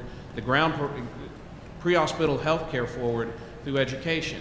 That may be from this point forward. It may be from this point backwards 4 or 5 years. It may be everybody. That's not necessarily my decision. But what I'm trying to do is kind of wrangle the process and say, if we want to start putting a little teeth and requiring a little something of our EMS administrators out there, is how do we do that? How do we get that started? And what does that need to look like coming out of the gate so that we can build on it in the future, make it a little more strict in the coming years, add legislative things to it, and do that kind of thing? Deslie, I just wanted to correct me if I'm wrong. I'm hearing a twofold problem here. I'm hearing there's problem administrators out there, and we want to keep future problem administrators from arising. So it's almost like the barn door is partially open, which means it's partially closed. Mm-hmm. So can we do something on one side to get some traction before we try to do it on the other? That is, do we start to look at what's going on before they become EMS providers? And to me, it was almost seemed like it'd be easier to start there for those who are applying and coming in. And then we look, okay, these that are out there, what can we do? Because I think if we stay in this, it's going to be a mushroom cloud, and it won't be a good one. I agree with what you're saying. I do, wholeheartedly. But I'm just wondering somehow if we can support something from dishes, if it requires legislation, you know, we have no problems going to work on that, to say, let's stop what we've got because there's a problem, and then take a second prong to go look at what we do with the problems that we have. And I want to add something. I know that a lot of this has been brought up as a result of copious amounts of public attention and on EMS and the fraudulent situation. But I think that having been on this council for a while and in the room for a lot longer than that, I think that the direction has always been to increase accountability, to increase education, and to set a standard. So I don't think at this point the nuts and bolts are necessarily as important as to say, I mean, everyone knows of or works for or has worked for an agency where the administrator is the last guy standing or is the highest certified person, but not necessarily the most qualified. And it does kind of, the arguments, because I'm almost on the flip side of the coin here, we could almost make exactly every one of these arguments about accreditation. I'm not opening up that Pandora's box, but I am saying that these are the exact same things that we made about accreditation as well. So if we move the professionalism of the industry forward, how can you not have accountability of somebody who is over the service? I mean, we have to turn in a QA/QI plan, but is that really a single piece of paper to meet a criteria, or is that something that takes place every day? That's patient care issue. That's not even really as much the fraud issue. So I know that the first inclination is less government is better government, but at the same time, if we're moving the educational standard for the entry-level field clinician up, how can we not move the entry-level or the ongoing bar up for the people who oversee them? So I just want to be sure to articulate that yes, this did come as a brainchild for fraud, but there are so many more things that can be harnessed in a program like this. I don't disagree with Judge that you don't want to create a vacuum or a problem. Much like the accreditation, we found avenues to get people articulation agreements and try to bring along as many people who could qualify. And so we've kind of set the inclusive bar there too. I just don't want people to have a gut reaction of, you know, this is a bad thing, because if you take a step back and think about EMS in general, there's not a whole lot of ladder in an EMS-only operation. Fire services, there's different levels, different pay grades and things, but in overall, in EMS, there's never been, qualifications that set that person apart. And those are the kind of things that this could also bring to fruition. So, And just to, Chief, if I could just a second, Yeah, sure. just add to what Ryan said, I just want to reiterate again, and I would implore the council, when you give us guidance to, I understand the need to prevent the freak out amongst the masses when, you know, the telephone game starts and, you know, Monday after Thanksgiving, you know, all of us are getting phone calls about, what do you mean I have 30 days to become an EMS administrator? I certainly understand that. That happened before. But this is in such its infancy right now, and we really don't know what it is, and we don't really know what it goes. And just like everybody around the table had a lot of really fantastic input, this is at a state where I think if we try to put too many hard barriers about where we want it to go, we may miss something. So I understand, you know, exploring, using the right language to make sure that we still kind of have the open canvas in front of us. At the same time, we're not issuing directives and requiring people or making people think, you know, in any way, shape, or form that this is something that's happening next Tuesday. Mm-hmm. So I'd like to ask the council to try to achieve some kind of balance there, just because I can't tell you what it is yet. I don't know of anybody that can, and there's the input about not so strict and what about the current and the education levels. All that stuff is vital. That's meat to try to hang on this thing as we start trying to move it forward. But it's barely, I don't even know if we're out of the starting blocks yet. We may have 1 foot off the starting block so far in this process. I think what I'm hearing from the council is just from a process standpoint, and I understand you want to kind of have some idea of what the thing looks like before you ask people if they're interested, but it almost sounds like we need to find out if anybody's really interested in having any requirements to begin with on an EMS administrator, and maybe that's what the charge of the council should be to the committee, is find out from the stakeholders if they think that is what's going to improve for a lot of reasons, not just fraud. But go ahead, Doctor. I think that also we're kind of getting hung up on just this one issue of the administrator education. I think there's another somewhat more important aspect of this that I think that we can actually act on a lot faster, and that is the limitation of one service per EMS administrator, except in cases where, you know, they get a waiver from the SHS to be able to be an administrator of more than one service. And I think that is actually probably a lot more black and white than this administrator education piece is. I would like to see take that part forward in a more accelerated manner, and the educational component I think still needs to be there, but I think we can back off a little bit on that and proceed with this first thing. Okay. So what you're recommending is that we would charge the EMS committee to look at modifying a rule so that there's one administrator per agency, and that would be one issue. And then the second issue would be to ask the committee to explore stakeholder input on educational requirements for that administrator. Is that summary? Okay. Is that just to add to that, I think the request is that before you do too much work on it, you bring us a straw man, bring us something to look at. So just like the chief said, you know, you don't do something that the council's not interested in, we don't do something that DSHS isn't either interested in or can't do anything with, that before you spend too much time on it, we get to see something that we can chew on a little bit, and then give you our support or set you in another direction. I'd be happy to do that, and just to make sure everybody's clear, this isn't something I kind of dreamed up. This came to DSHS from a stakeholder group. I am a member of that stakeholder group, but it was, trust me, that group, it's not my idea. There's no way my idea would survive if it was just my idea. So there is there is a group of stakeholders that feels, and that group of stakeholders is made up of EMS leaders, and so that has been done. I will push that out as far and wide as I can get it. Excuse me. Front hole for breathing, back hole for swallowing.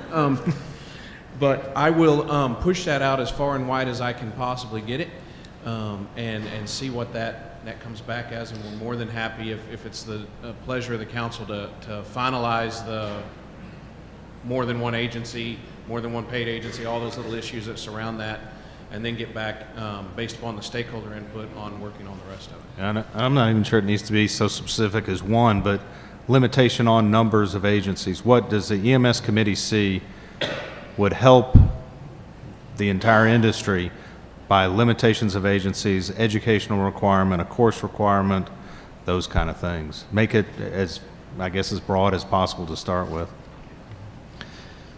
So, are you fairly clear about where to go? Are we? Your eyes were crossed, so I was kind of. It's okay. They used to do that on their own. My doctor's going to be very upset at that. And counsel, help me out here. I think the issue is number of administrators per agency. Number of agencies per administrator. No, I'm sorry, backwards. Number of agencies number of agencies per administrator, and then continuing education requirements or some sort of rules on that administrator. Is that clear? Stakeholder input. Stakeholder input. Come back to us in February and tell us where we are on that. And we do realize that obviously there's a significant number of stakeholders that have presented that, but we just want to, like you said, get it out there to everybody and see what they have to say. It looks like that probably wouldn't be what CE, but initial ed. Is there initial training for providers now? So we would actually be creating something new, right? So it would be initial. Right now, the idea behind this does not exist, and it doesn't exist anywhere in the country. It doesn't really exist at one of our guys who went to the National Fire Academy, and it doesn't really even exist there. This isn't leadership and motivation and that kind of stuff. Because if I wanted to do it, I could go out and do it now with nothing, and Absolutely. someone needs to have something to do it. So it would be initial ed, provider, stakeholder, and where we think that needs to go from council, and then we either give them support, different direction, or whatever. Is that what I'm? Yeah, and doesn't this exist for other administrators, like for nursing home? Isn't there some kind of a requirement for nursing home administrators? Yes, there is actually a license for nursing home administrators. Right. And I think this idea grew a little bit out. If I'm not mistaken, end-stage renal disease facilities have a similar process they just went through, right? ESRD facilities? No, not according to my health facility staff. Oh, okay. Maybe not then. But they have some requirements on education for the administrator. But, again, instead of recreating the wheel, look at something like that and then bring us something. Any other questions for Dudley or EMS committee issues? I have a question unrelated. Jane, could you give a very brief synopsis of the 157 where we're at for the larger percentage of people who maybe weren't at the EMS committee meeting, please? I'll try to be brief. We have collected all of the vetted suggestions from all of the committees.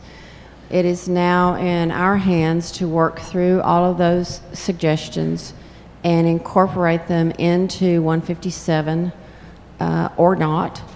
And the suggestions are being kept separate so that we can actually put a response to that suggestion. You know, if we include it, great. If we don't include it, why did we not include it? We are still working to have a draft document ready in the middle of January. When that would be available for public review, I'm not sure until we have that whole draft document done. You're looking at the people that are writing it. It's me, Emily Parsons, Maxie Bishop. The EMS managers are the ones that are going through all of that and doing the sausage grinding and trying to put it in. So that's where we are now. Depending on how legislative session goes, we'll sort of determine how our process gets slowed, if at all.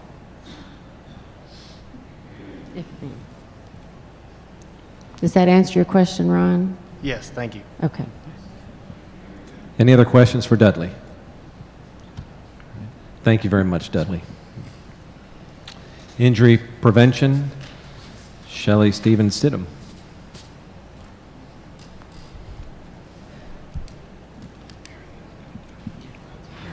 Okay. I'm not Shelley. I'm Marianne Contreras. I'm one of the committee members. Shelley couldn't make it tonight and asked me to give the report. I'm a little hesitant after the last report. We'll go easy. We'll try to go easy on you this Thanks. time. That's Dudley. We did not have a quorum, therefore we could not conduct any official business, but we did go on with the meeting a bit and handed out certificates for members who were off-going. Shelley announced that there were 3 new members on the committee that will be starting in 2013. She also encouraged audience members in September to apply because we need a little bit more broad representation. Paula Yuma, who has been on the committee, gave a presentation. She teaches at UT, and she gave a presentation on evidence-based practice with several sites located, several steps, a lot of details, and there are 3 different evidence-based trainings on the Safe States website. If you would like to go to safestates.org and click on and Google or search under education for evidence-based education. The committee's been working on, we've had in-between meetings with the GETAC, and we've been working on one-page fact sheets for the top mechanisms of injury in the state of Texas, and they're based on the Spectrum of Prevention, which is a tool that has 6 levels for comprehensive programs based on evidence-based and successful programs. These include influencing policy and legislation, changing organizational practices, fostering coalitions and networks, educating providers, as well as promoting community education and individual knowledge and skills. They'll, again, as I said, focus on the leading causes of injury within the state of Texas, such as teen driving, older adult falls, child passenger safety, prevention of alcohol-related crashes, concussions, and a few more. They're all in draft stages right now, and we will be meeting 4 other times in between the GETAC meetings as work days working on those. Eventually, we'd like to put them on the GETAC website. We had a guest come and speak regarding ATV safety and crashes. Her name is Carol Smith, and she is a private citizen who is partially employed by some ATV companies, as well as, I want to say, NHTSA, a couple other large organizations. Oh, she's funded by the Texas Wildlife Association and Texas Motorcycle Association. She has some great ideas, so we've invited her to our work group meeting in January, and that was it. Questions for injury prevention? Any questions? Thank you. You did a great job because you didn't get barbecued. Thanks.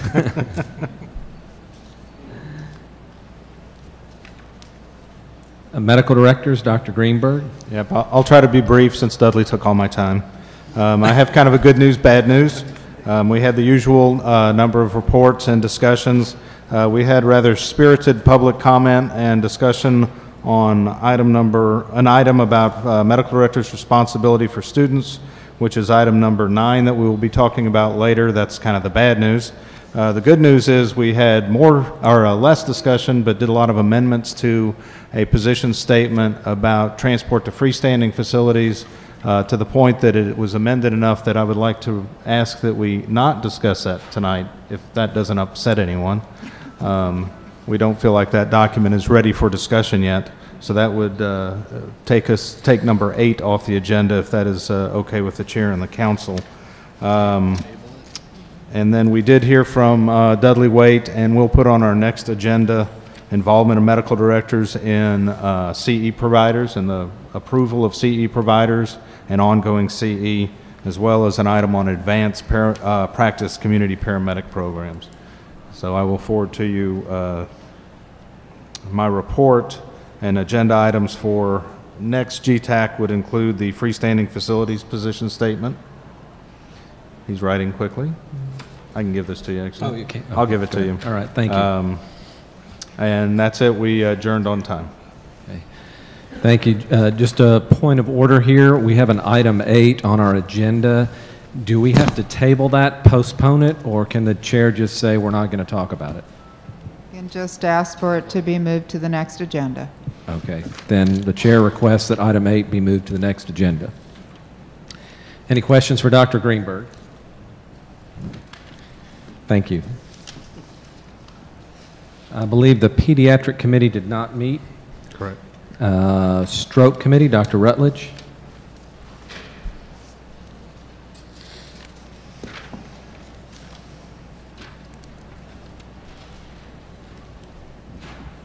Okay. Got to get really close, don't you? Okay, we met yesterday, and we have several work groups that are moving forward. The first I want to tell you about is a stroke data collection group. Most RACs collect stroke data, and so what we're doing right now, Ron Eichler, with the help of several others, is consolidating that information, and hopefully next time we'll have a report on sort of the metrics of what's happening at each RAC. And we're going to move that on to the Texas Council of Cardiovascular Disease for their reporting. The next subcommittee work group is the Stroke Education Work Group, and they're working on preparing CME to try to help out different EMS at different levels, specifically in regards to stroke, that they foresee is going to be a long process. They believe it'll take a year or longer. And then they're also working with the Education Committee and Medical Directors Committee. CSC. Methodist Hospital did become the first certified comprehensive stroke center. To my knowledge, they have not applied for designation yet, but I'm sure they will in the very near future. We were going to have discussions on bypass recommendations currently for stroke designated centers. We have a recommended 15-minute bypass to the highest level. Dr. Grotta was going to speak on some other ways that can be done. We also have before talked about the GETAC survey that was sent out. The Cardiac Critical Care Committee is forming their own survey group to do some follow-up questions. We're interested in doing the same, but we're very concerned about putting any burden on the RACs and groups, and so we're going to discuss how to do that in the least burdensome way possible. Probably something like Survey Monkeys, where there are only like 5 questions or so that would only take a minute.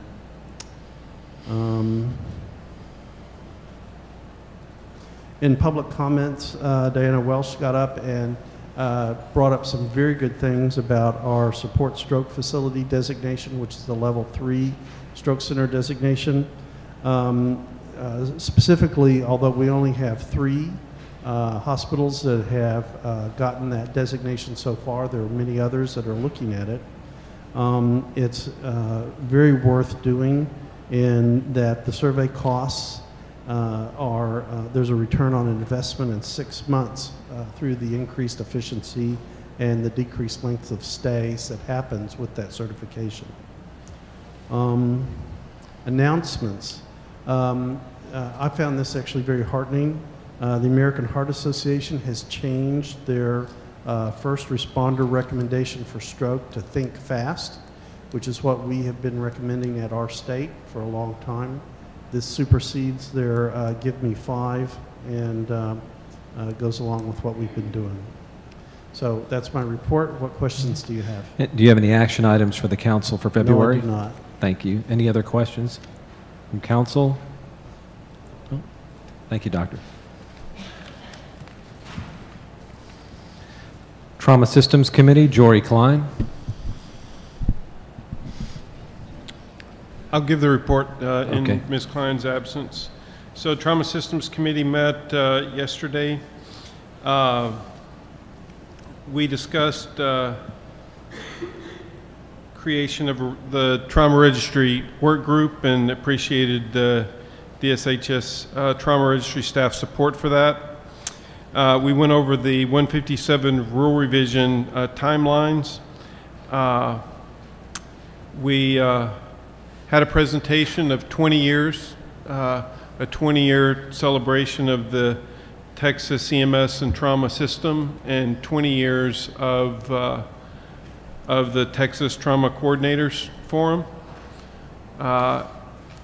Ms. Klein gave a presentation of that. I would like to ask the members of the Texas Trauma Coordinators Forum to, if you could please stand.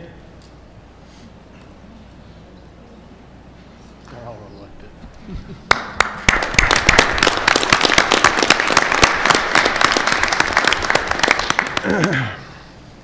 we saw a great drowning prevention video effort from YouTube and went through that.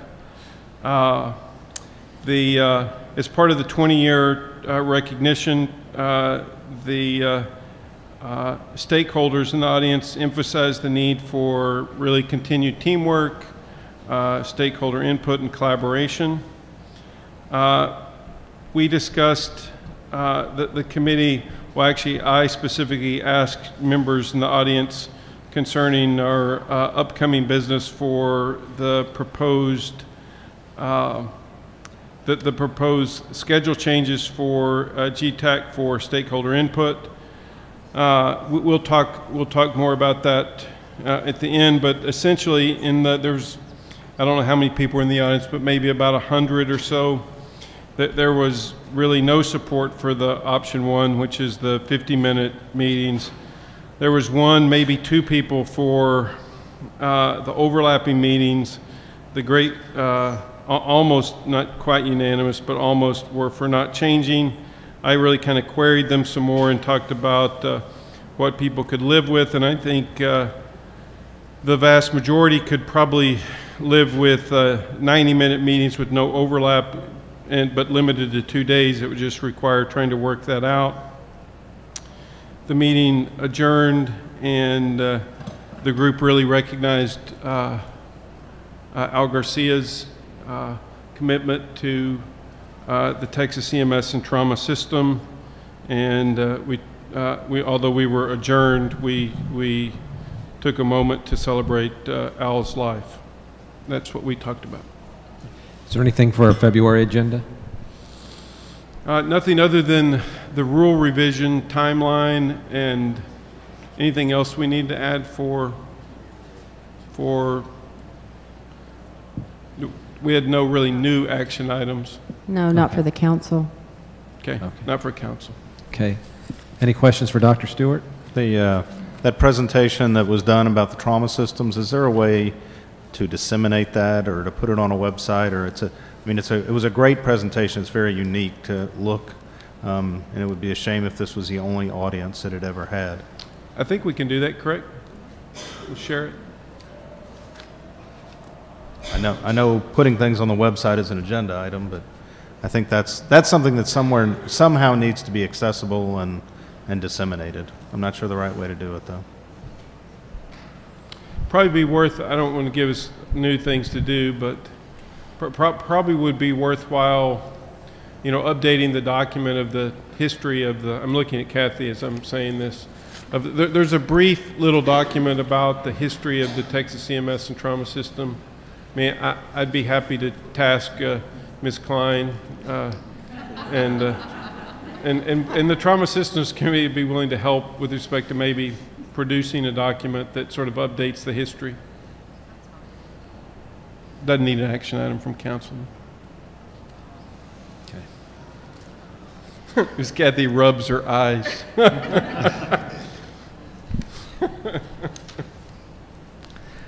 Anything else for Trauma Systems Committee?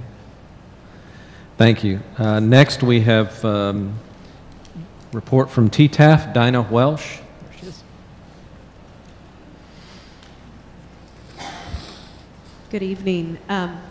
One thing I will mention, Dr. Stewart, as I was going through some documents recently, there is the American College of Surgeons report that came out almost 2 years ago, so it's 2 years old, but it has a really good, strong history. So it's a great document to at least have a starting point to not have to add too much to, but just something I came across recently. Real briefly, I will try to run through my report. I know it's getting late and everybody's stomachs are starting to growl. I wanted to announce that we have a new team member to TTAF. We have hired a division and special projects consultant, and you may have heard of him. Steve Yonda is new to our team, and I think most of you know Steve, but Steve, wave. We are thrilled to have Steve and his expertise come to TTAF. He was with the Department of State Health Services for a long time, was with Dell Children's and helped them get their trauma designation, And again, just thrilled to have him. He's going to be working on anything that we can think of, and he's already hit the ground running. We have some EMS webinars that he's been working on with our EMS Division Chair Ed Rock. We have the next EMS webinar will be December 5th with Dudley Waite leading that webinar, and then we have a whole series that will be taking place in 2013. So we're really excited about Steve joining our team and everything that he could help us do as we start to see how big the iceberg is that we happen to be standing on. Like many, we are celebrating the 20-year celebration of the Texas Trauma System. We did a neat celebration today over at the Convention Center. I appreciate all of those that participated, and really our focus at the end of the day is all the great things we've done, but there's so much more that can be done, and leading into the legislative process and the need for additional funds to go to the trauma and EMS systems. As Kathy talked about, we participated in the hearing last week on the trauma funding, on the dedicated accounts that have not been fully distributed. And we feel like we're getting some traction there, but there's a long road to go until the end of May when the legislature will finish. We've recently had board elections. I'm pleased to announce that Jory Klein will be our chair. She will serve as chair again. Jim Parisi from Memorial Hermann is our treasurer. Dr. Craig Rhine is one of our director-at-large members, as well as Ricky Reeves is our newest member to the board. So thrilled to have him join us. Rick Antonise is leaving our board, and thank you very much, Rick. If you're still here. Thank you, Rick, for your service to TTAF. Meant a lot to our development. I guess the three things quickly. We are doing an injury prevention course in February 25th here in Austin. We're doing a stroke symposium working with our acute care division January 18th in the Woodlands. And then please, everybody put on their calendar, we will do an EMS and Trauma Day at the Capitol. That will be in conjunction with GETAC on February 26th. That happens to be the Tuesday of that GETAC week. And for those of you that have not participated before, this will be the third time that we've done it. And each year it's grown, the 2 years we've done it, I would say it doubled in size, and had presentations recognizing the dedicated workers in both the Texas House and the Texas Senate, and then time to visit with your legislators, as well as a press conference that all have been well attended. So I appreciate those that have participated in the past. I encourage you to please put that on your calendar, plan to be there. I know it makes for a long week if you're here all week, but I know many of you here in the audience come on Sunday and you leave on Friday. So thank you all, and I'm happy to answer any questions.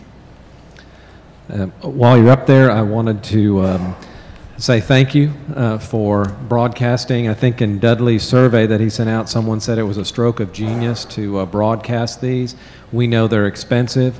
I encourage all of the stakeholders to support TTAF, and I say before you increase the Austin sales tax on 6th Street, that next year when they have their fundraising event, you stop there first. We were there last night. We had a great time. Goes for a great cause. Broadcasting these things cost money, and TTAF's doing a great job for things that the council doesn't legally have the ability to do. So everyone next year, I hope hope they sell out of tickets. So thank you for what you do. Well, thank you. Thank you very much. No questions for Dinah? Can I make one little correction to my report? In my little nervousness for the microphone, I gave credit to YouTube for the video. That's from Hot Rack and Christine with respect to the tremendous video they produced. And they did upload it to YouTube. I'm correct, YouTube, correct? Yes. Posted yes, on okay. YouTube. Okay. Thank you. 14-year-old did that before next time. Nerves. Yeah. All right. Yeah. The next item is reviewing the strategic plan document developed the June 27th, 2012 GETAC strategic planning session. And I believe this is the, there's a lot in the strategic plan, but probably the one people are most sitting in the audience patiently waiting is to discuss the proposed 2 schedules. Based on what I've heard, I kind of feel like Dr. Frankenstein looking out the door and seeing the crowd with the pitchforks and the shovels and the torches, so please extinguish those for tonight. Again, tonight we're just seeking stakeholder input on the idea of those 2 schedules. This council will not be voting or making a decision. We want to hear what you have to say about those 2 ideas. So I will start first with any comments from council, and if there are none, then we'll ask for stakeholder input on this item only.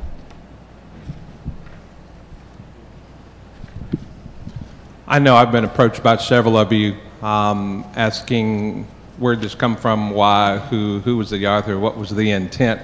And I'll just take the first hickey, and that is that during the strategic plan, everyone was taking a look at budgets.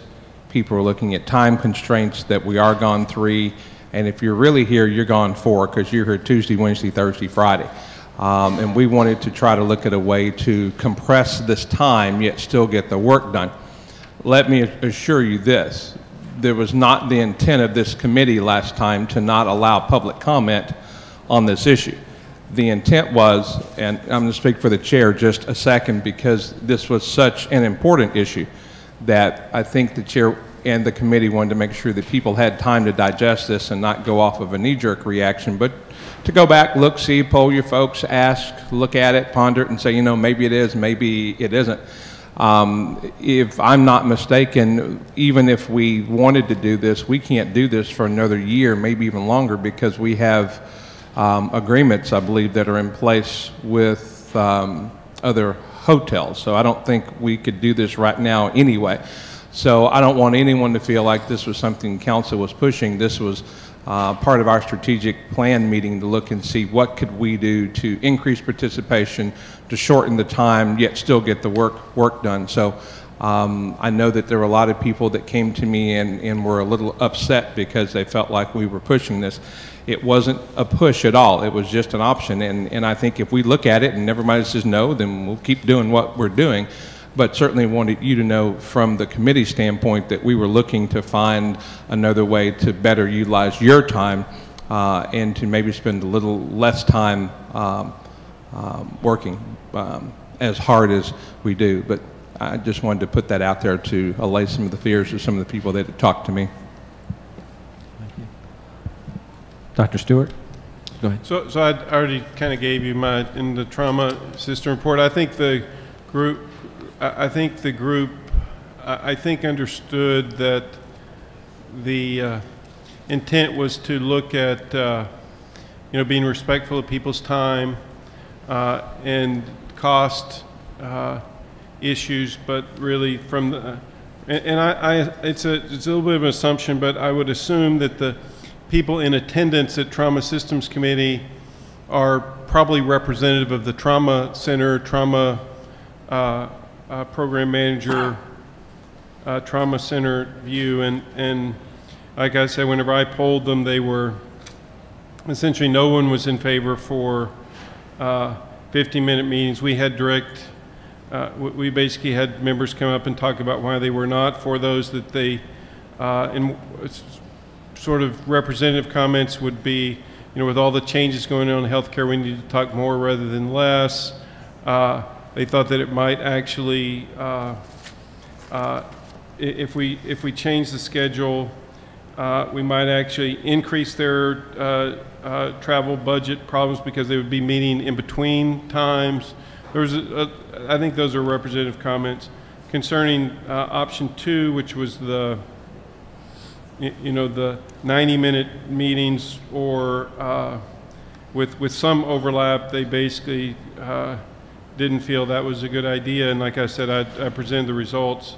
I do think there was, and I'm sure we'll hear about it, I do think there was appreciation of the fact that maybe, if we could do it in a shorter time, then people would entertain that option. But really, I don't think they were in favor of that option, although I think there's definitely room for consensus. That's the Stewart view of what they said. They may feel more stronger than what I said, but that was really from the Trauma Systems Committee. In short, I would recommend that we consider that feedback. As you all well know, I go to all the committee meetings, and I spoke to different people, a lot of people in the audience, not necessarily the committee members, some of them I did. And what I was told, that I never had one person who liked the overlapping meetings, not one. Many of them were more than happy to downsize it to 2 days. But each and every one said that they would go longer time-wise, but they would still end up having to come early. They couldn't do it was going to be 3 days even if we downsized it to 2, because they would have to get there early to do 2 full long days. A lot of people don't like change, and I understand that. But no overlapping meetings. It would be easy. There are some committees that can do it easily in an hour. That's true. A lot of committees have difficulty doing it in an hour and a half. Yeah. And I understand that. I know we're going to probably have to have some changes. We're just all going to have to work together on it.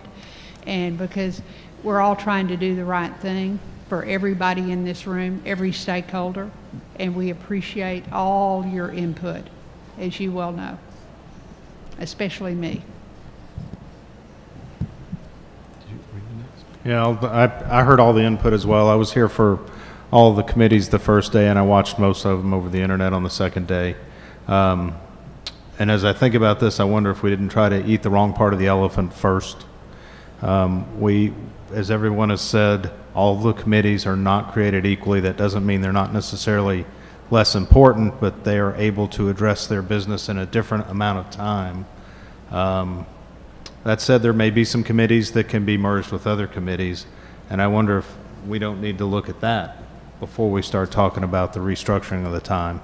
That said, and there is a door behind me, I think, I can say that I'll let everybody know that the 2-day meeting was my idea, and I still think it's a doable idea. But I was surprised at the amount of pushback, and I think some of that has changed because, I don't know, as I watch everybody react to this, it's kind of surprising how the reaction has been. What is not surprising and is very good is that everyone wants to be involved, everybody wants to be heard, and everybody is very passionate about this. And I think that's a very good thing. Again, that said, I think what I heard before this ever came about was people's frustration with how slow the process was, how we talked about the same things over and over again in the same committees, and why can't we move ahead forward. So all of those do go together, and I still think we can make ourselves more efficient and make people feel better, just about like when I addressed it with Dudley. I don't want a committee spending a great deal of time on something that's just not going to go anywhere. And that is one of the downfalls of consensus. One of the comments I heard was they were afraid we were getting away from consensus, that GETAC was built on consensus, and they were afraid we were getting away from that. I'm not sure if that's good or bad, though. Consensus also slows us down. And there's very few parts of our entire culture that go with consensus. Majority usually rules, but not consensus. So I think this is a much bigger issue than just whether or not we're going to make the meeting shorter or not. So I still think it's doable. We may need to take another approach. So I'm done babbling, I think. Thank you. Mike? I'd just like to make one comment. Since we're kind of reviewing and celebrating a 20-year reunion of the trauma program being put into place and so forth, and I'm one of the few old fogies that was here from day one, I guess, and a little bit before. But I keep thinking back as to the time period that we started and how our first meetings, like for the RAC meeting, Mike Deloach was there, and he sat on one side of the room. I sit on one side of the room with the administrators from hospitals, and then we had the physicians and trauma surgeons on another side. And you know, they were very heated meetings, and eventually we began to sit with each other and looked at a way that we could all work together and work very well. I've been a little concerned with some of the comments, and maybe, well, some of the comments that's been made this week, and it gave me a feeling of deja vu, going back to those days where we're trying to pit one group against another. And I don't want to see that happen with our stakeholders. You're extremely important to us, and you're the ones that are out on a daily basis gathering the information, the experiences that you relay back to us. That helps us very much. But I don't want to see GETAC be put in a position where we're in opposition with the stakeholders, because that's not our intent, that's not what we want, and that's not what we desire. So again, I just ask you to bear in mind, be patient with us as we go through this process. And this won't be the last process that we go through.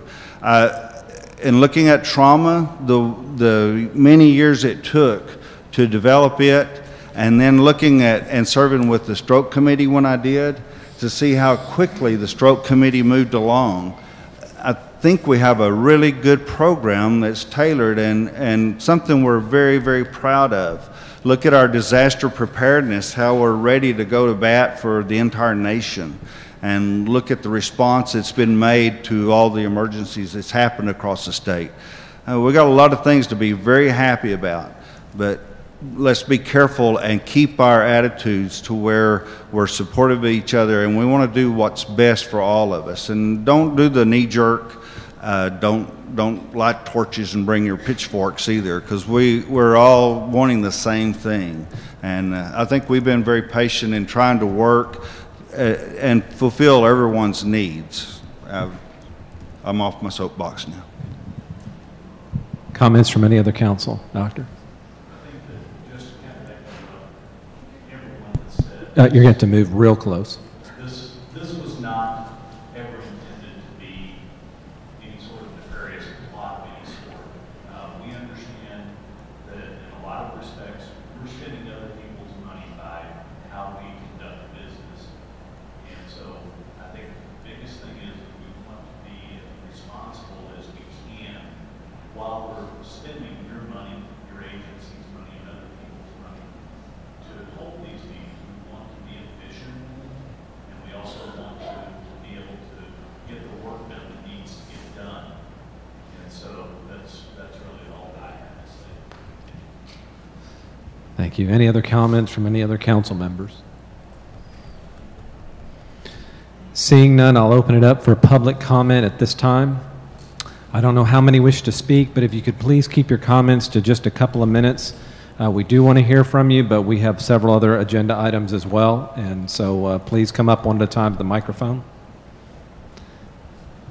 And please, everybody knows Dudley, but when you come up to the microphone, please be sure and state your name for the record. Thank you. Dudley Wade, City of Sherritt's EMS. Feel like I'm at my city council meeting. Pretty good discussion around the table here. It was kind of nice as a stakeholder of the GETAC Council to hear that. I think the reason we saw the reaction was the exact same thing about 30 minutes ago that you kept me up here for a while to make sure that I didn't create with the EMS committee.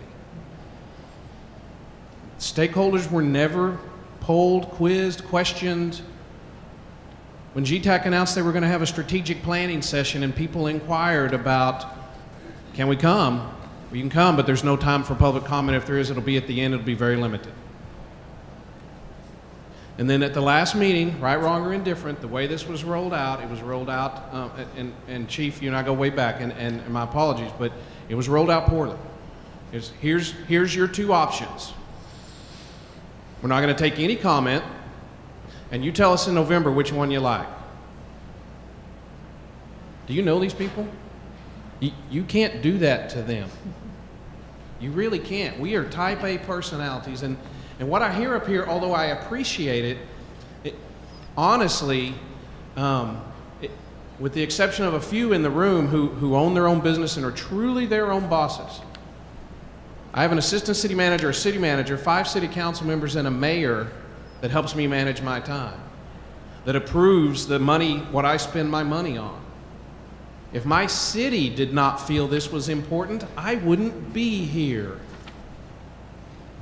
This process has grown over the years. It's grown through consensus. I understand consensus is painful and it's aggravating, but if you read through those comments, you know some of the things I picked up out of those comments?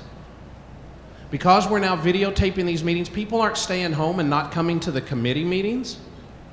They're coming to the committee meetings and going home and watching this council on TV because the work is being done at the committee levels. That's where the stakeholder input is, and that's where the consensus process starts. I did a lot of research for this. I went out and did a lot of things. I studied about consensus. Holy cow. It's amazing what's out there. It's amazing. By the way, don't trust anything. Well, no, I can't say that. Wikipedia operates off consensus. A few things I learned. The first thing I learned that I think helps, that maybe will help you is in the consensus building process is to push this stuff down. I went and read I was looking for the word consensus in the GETAC documents, and I read the GETAC procedures for meetings. And in there it lists who the executive committee of GETAC is. And you know what the rules and procedures say that group is? It's the chair, the vice chair, which is currently vacant, and the chairs of every standing committee. The standing committee chairs at the minimal were never even asked, hey, you do a lot of hard work for us. Some of you have been doing this for 6, 8, 10, 12, or longer years. Can you get your work done in 50 minutes? Can you get your work done in an hour and a half? Is it important for you to be able to go to the other committee meetings? And the other thing I will caution, because consensus talks a lot about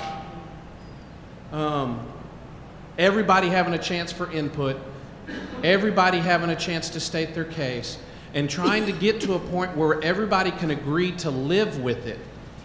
It's not win-lose, it's acceptance. And part of that, one of the things this says that is important for consensus is facilitation. And that some of the group members have an understanding and the skills for running a consensus process. And here's some of the things I've heard recently that scare me. And then when that happened at the last meeting, the reason I freaked out about are we abandoning the consensus process is that the last few meetings I've heard things such as, well, if it's important to that committee, they'd be here because it's been on our agenda. Or, you know, if they have a problem, they can take it up at GETAC. That's not consensus building. Consensus building is if the EMS committee is going to strike out and try to do something, and I think it affects education, I best go see Jody and talk to his committee before we even really get out of the starting blocks. Because Jody needs to have the ability, and his committee and his stakeholders need to have the ability to weigh in on that stuff. So I want to caution you that there are some dangers out here on the edge. And I think maybe you did try to eat the elephant from the wrong end or the wrong leg, or however you phrase that. I'm an Aggie, I can't have that much memory retention. But you have a room full of people that are here tonight because they care and they've invested years of their life in this process. And we do protect it, and we do greatly want to see this thing move forward and move forward well. Can we do it shorter? Potentially. But let's talk about it in a big room about how we do it shorter. Don't come back and tell us how we're going to do it shorter. Ask us how we're going to do it shorter. Thank you. Thank you, Dudley.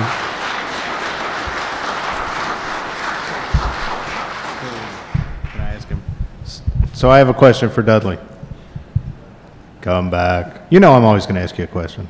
That's okay, because I'm trying to eat shit for America. I don't mind walking. So realistically, because I've heard this all the last few days, do you think the outcry, the hurt feelings, the emotion is about shortening meetings, or do you think it is about the process through which we went? Process. Okay.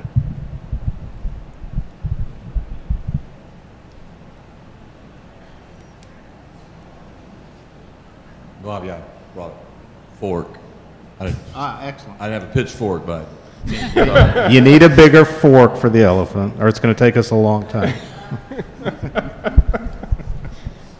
For the record, Eric had a pitchfork. He just pitched his fork. I'm Eric Epley from STRAC and the Disaster Committee Chair.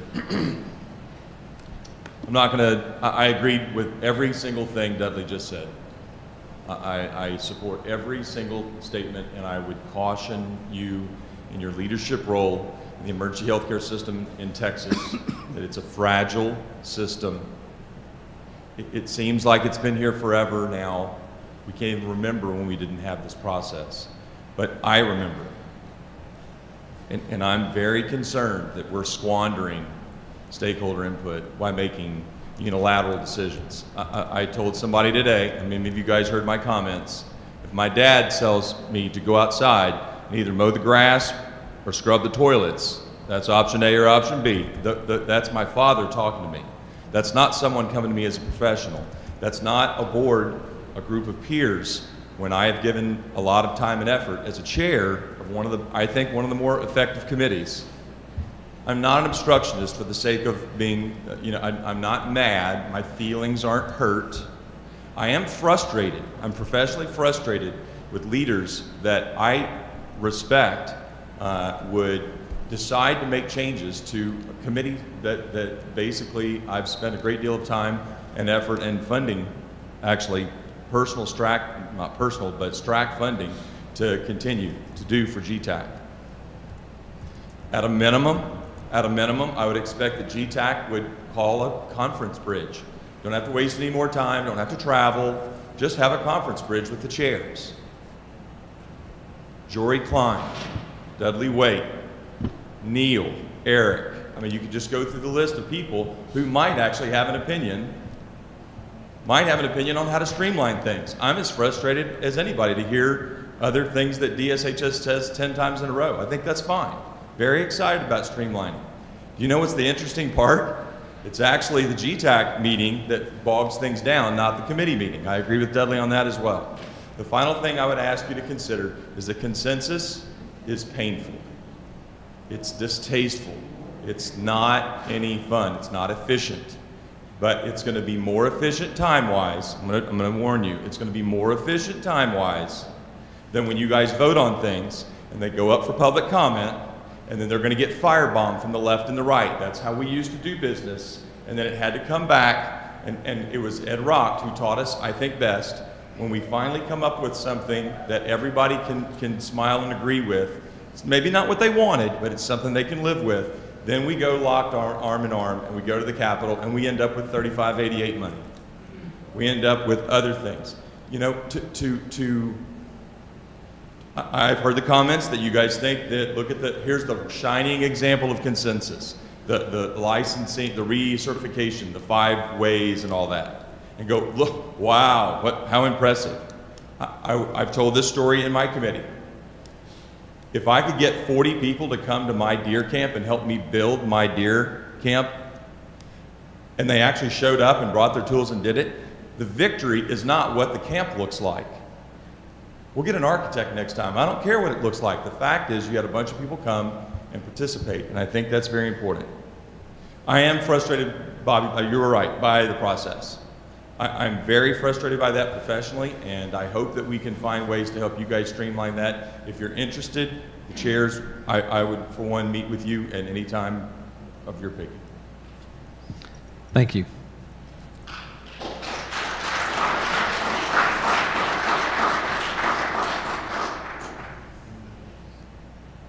Since everybody's bringing their notes, I brought mine too. My name is Wanda Helgeson, and I'm from Border Rec in El Paso. And You have to speak up. I'm so sorry. I'm way shorter than them, so let me see if I can do this better. We've talked about the subcommittees could do things in a shorter period of time. Some would take a longer period of time. And I would say to you that the activities of the committees, all of the committees, will ebb and flow over time. Some of that is due to the maturity of those committees and the work that they are doing. I think the goal of GETAC should be to assist every one of those committees to be the leaders in healthcare in that discipline, and that takes hard work, and hard work takes time. The issues of healthcare will only get more complex. Tackling those issues takes hard work and lots of time. Yet we in Texas are recognized for doing that, and accepting the challenge of that hard work and that time. Consensus works on the collective wisdom of the stakeholders, and in my opinion, the focus should be on creating processes that enhance that. Thank you. Thank you.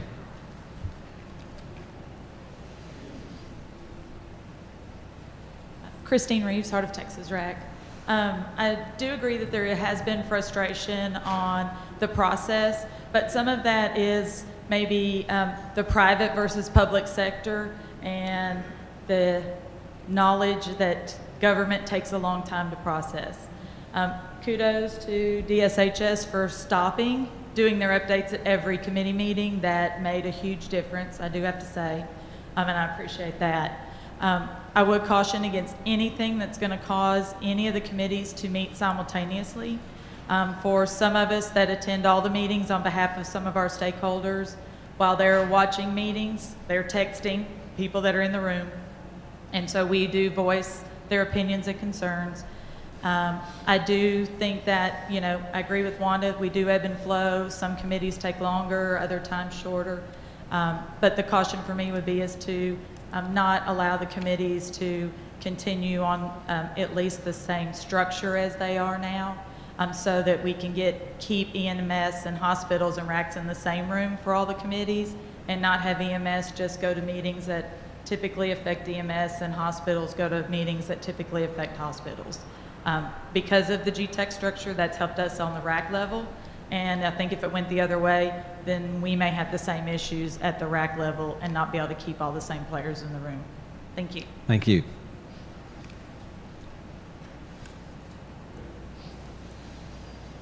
Hi, my name is Leanne Bedrick. I'm with the North Central Texas RAC in the Arlington, Fort Worth, Dallas, Garland, Roanoke Metroplex. I'm going to not speak about emotion since y'all thrown a little barbs at us about, you know, people speaking with emotion or speaking with pitchforks. But, you know, just logically speaking, you know, I understand what you're trying to do by trying to shorten the time frame, but the reality is you haven't even addressed all the important meetings that happen. The RAC chairs meet, when are they going to meet? You know, TTAF meets and gets stakeholder input. Y'all talked earlier about how important TTAF is to this organization. If you think you can push these into only 2 days, it's really a fallacy, because there's still people like she said, we're going to have to come the day before or the night before and stay the next day anyway. And what was the most frustrating about the two options that we were given were that both of them were limiting. One by time, putting us in 50 minutes, and the other by geography, by logistics, about overlapping the meetings. I sat through every meeting over these last few days. There's a bunch of us that did. Our RACs send us to do that because all of our committee chairs maybe not be able to come. So it's really important, and I just would hope that you listen to what we're all saying and take the passion for what it's meant. It's not meant to be antagonistic toward you, it's important to us. Thank you. Any other public comment?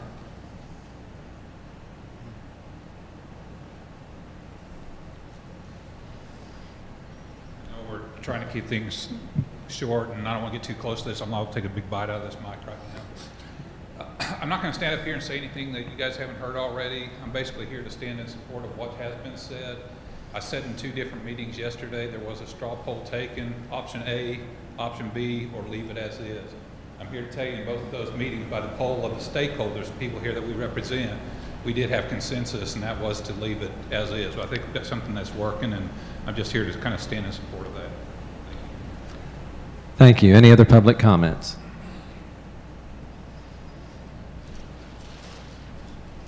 I'll ask for any other public comments.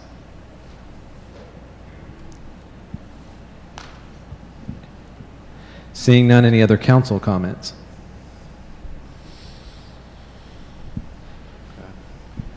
So, I definitely hear you. I will say, that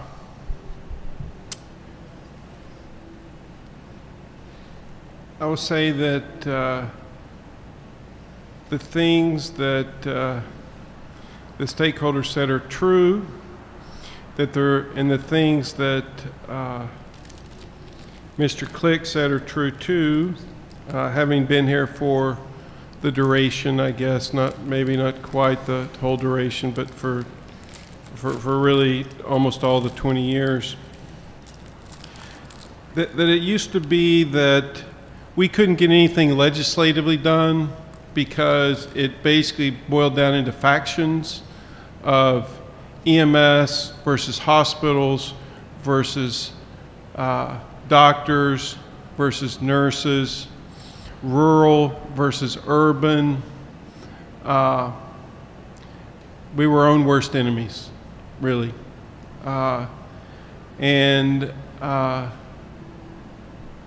think a positive cycle in the sense that the meeting started through I think what was a wise system that was set up with respect to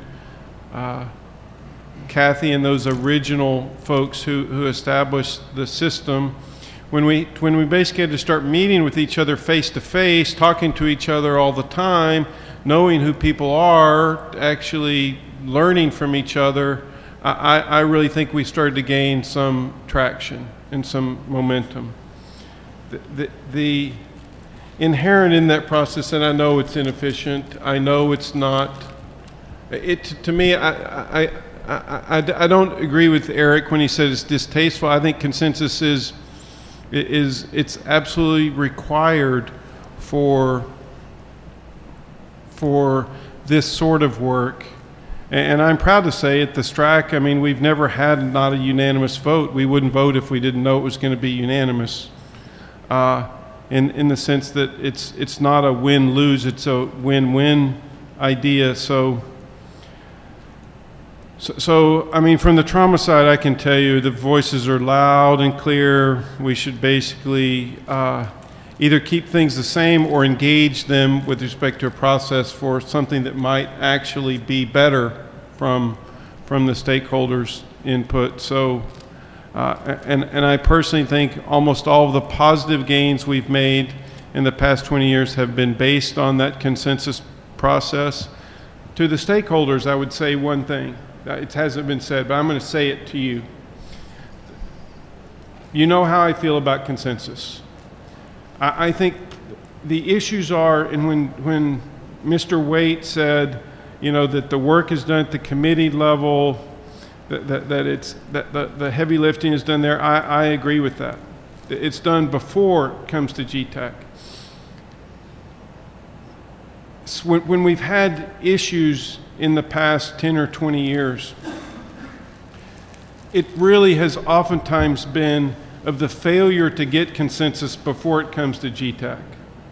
It's absolutely critical that consensus come before it comes here. And if, I mean, I'll give you, there it gives a lot of homespun analogies to me. If it comes to mama and papa deciding, if the kids basically can't sort of come, and I don't mean your kids, so don't come attack me. But to use Eric's analogy, if the family can't come to a consensus, then somebody's going to have to decide. Not good. I think that's not good. Usually my kids aren't happy whenever I wind up. That's how it is. Everyone's unhappy. So I would ask for those who believe in consensus, who believe it's critical, to do everything you can to reach that consensus before it comes to the GETAC Council to decide, because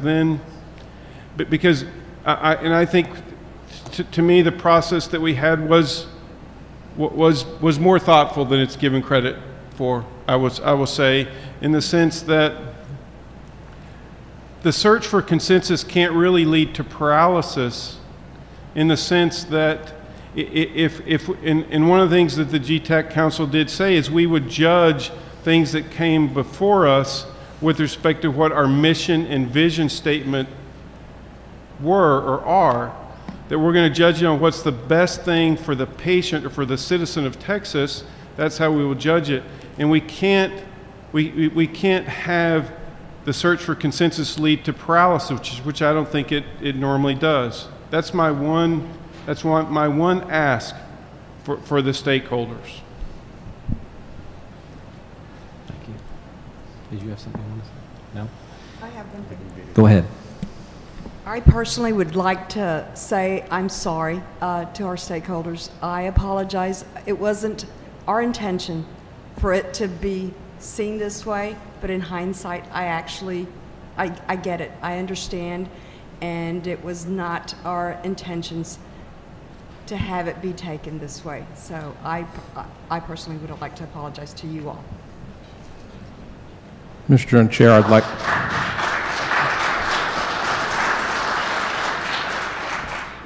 I think they get it. I think we get it. We can keep pounding this and keep going, and I think we all got it. I'd like to make a motion that we remove that from the agenda and not move forward with it, if that is what the group would like, or to assemble a group of stakeholders to look at other ways if we want to shorten it, or we vote at some point to keep it as is. But let's move forward with this, because like everyone said, we got a lot of work to do. Yeah. I would recommend that group actually be, and I don't know if Eric's still in here or not, the executive committee he was just talking about, Yeah. which is the chair and the chairpersons of the committees, Makes perfect to look sense. at it. I don't know if Eric's still in the room or not. Really? So I didn't really say I agreed with you. I just want you to know that.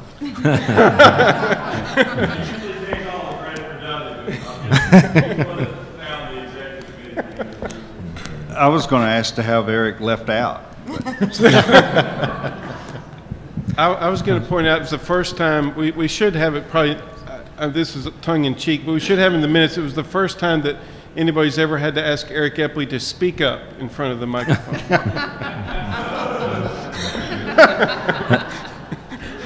That was earlier, though.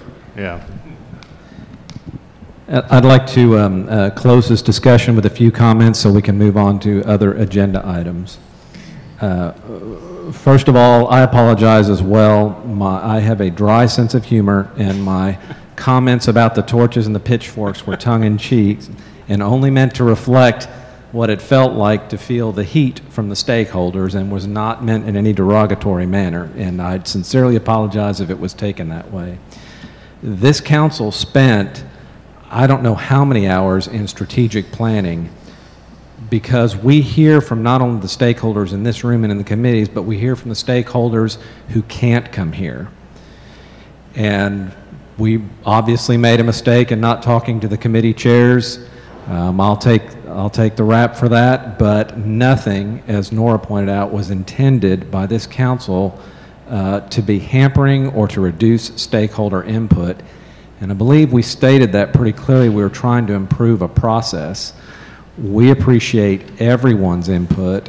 We have a lot better direction of where to go.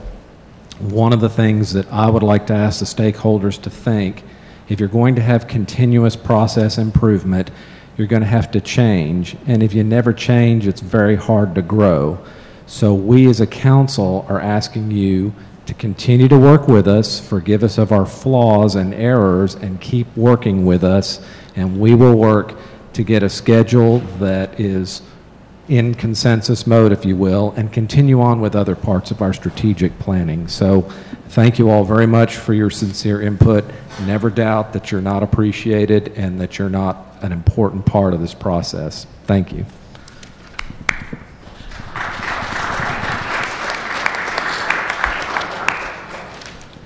Next item on the agenda is item 2. Yes, I'm sorry.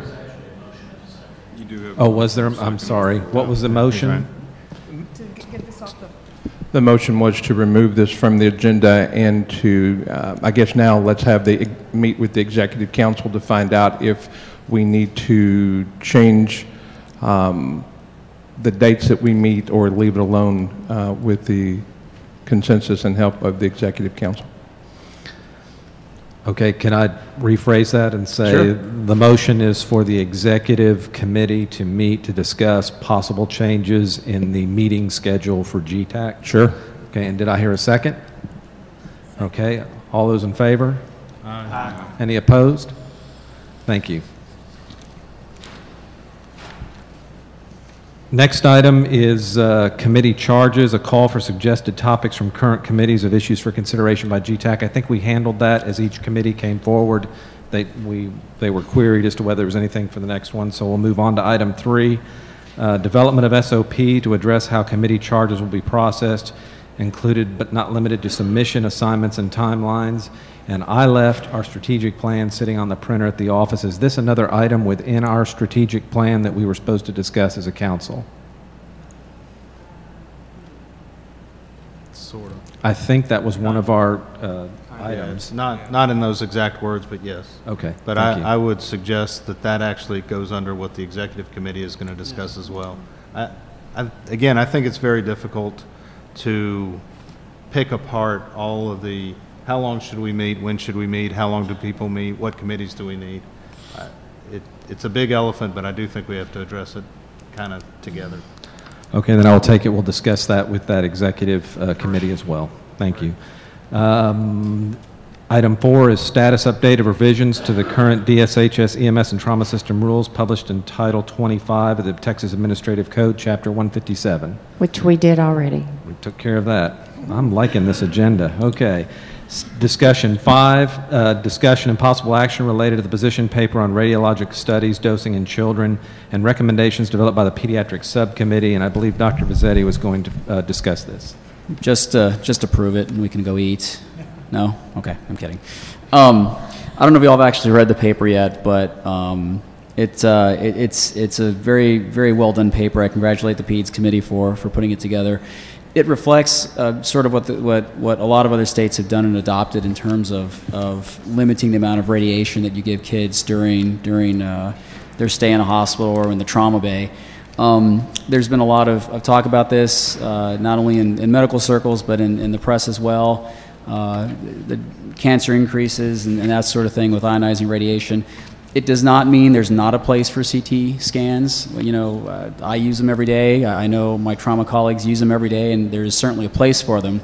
It just merely points out that sort of guidelines that can be used in terms of using these tests, using as low as reasonably acceptable doses of radiation, not repeating tests that don't have to be repeated, and sort of resisting the urge to just kind of jump in and pan scan kids. So it's a nice paper that I think everyone is rapidly recognizing is becoming more the standard, and it's nice if we can kind of jump in and support something like this. And I know that I for one and my colleagues do as well. So that's it in a nutshell. So then we need a motion to adopt this position paper. Is that correct? I've been a little distracted by this previously.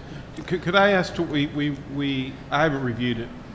Can I ask for time to review it? Is that going to be a big problem? If it is, then time tonight or time? Oh, he said time tonight. I don't think you were here at the last meeting. My concern still, I'm not sure if this is within the purview of GETAC.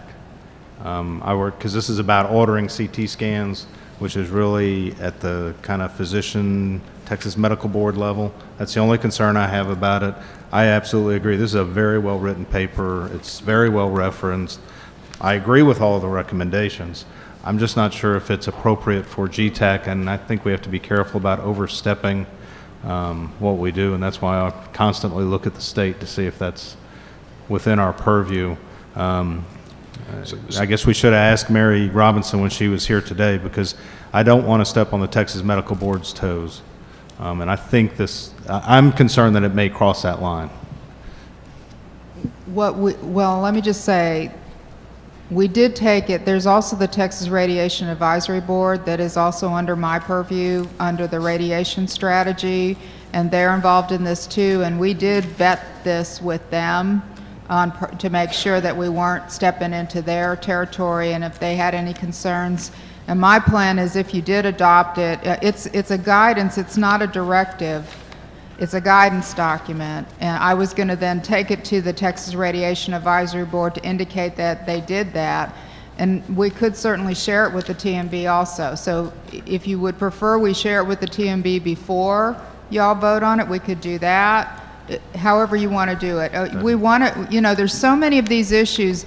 It was kind of funny earlier when we said we might have 3 assistant commissioners here now for your meetings, but that's the bottom line. We've now got 3 areas that are covering issues that you guys cover, and you're so broad. We don't want to step in other people's, so if you want us to vet it with Mary, we can certainly do that. Can we endorse it for use by the appropriate people? Yes. I'm looking for possible ways that even if I haven't reviewed it, I could. What about the idea of the motion? And I'm not making a motion. I'm just proposing a motion for a motion. I'm not making a motion for a motion either. That basically the GETAC committees. That the motion will be that GETAC committees consider ionizing radiation exposure to children as a part of their the process, and should consider this document, should review and consider this document and consider it for future revisions to the rules, because really that's the way that ultimately that at least in the trauma and EMS system, it gets things that are evidence-based get put in the rules. And I think it would be, to me, I would be totally fine saying that consider this, in other words, sending it to the committees and having them review it about possible future incorporation into rules. I'm not, that's not a motion, that's a discussion item. What do you think? I like the consider part, because yeah, it's just as Commissioner Perkins said, it's a guideline, it's a suggestion, it's not ironclad. And it also points out that CAT scans are not evil and terrible and should never be used. I mean, clearly it's a valuable tool, and I think, Dr. Stewart, you know that more than I certainly do. But I like the consider part, and I think that adopting it as a guideline, something to think about when these cases pop up, is a nice endorsement by GETAC. Yeah, and I will say that the radiation staff like this very much, are very concerned about overdosing of children. So they were pleased about it.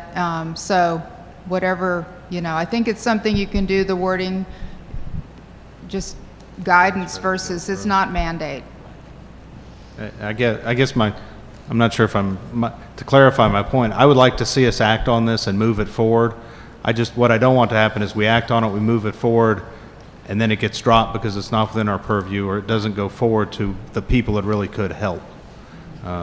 So I guess I don't know if Dr. Stewart's ready or not, but I doubt, but I would make a motion that we endorse this and ask the state to move it forward to a place where it can be used appropriately.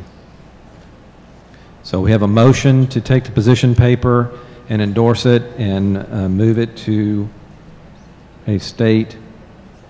Try to move it forward to the appropriate place within the place within Department of State Health Services. Yeah. Is there a second? Second.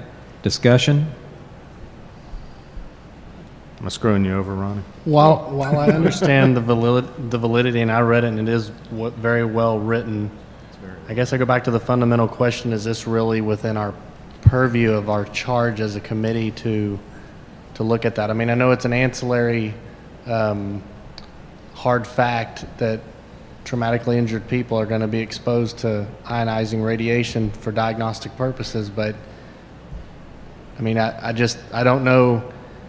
I certainly believe in it. Please don't take it as that. I just don't know where, if we start down this road, then where could it potentially stop? I mean, every time somebody needs a specific thing endorsed, do we end up there? I mean, I don't know. I mean, I'd probably abstain, but I don't know if that's outside of really our purview. I think it's within the purview of to send it to GETAC, relevant GETAC committees for consideration of.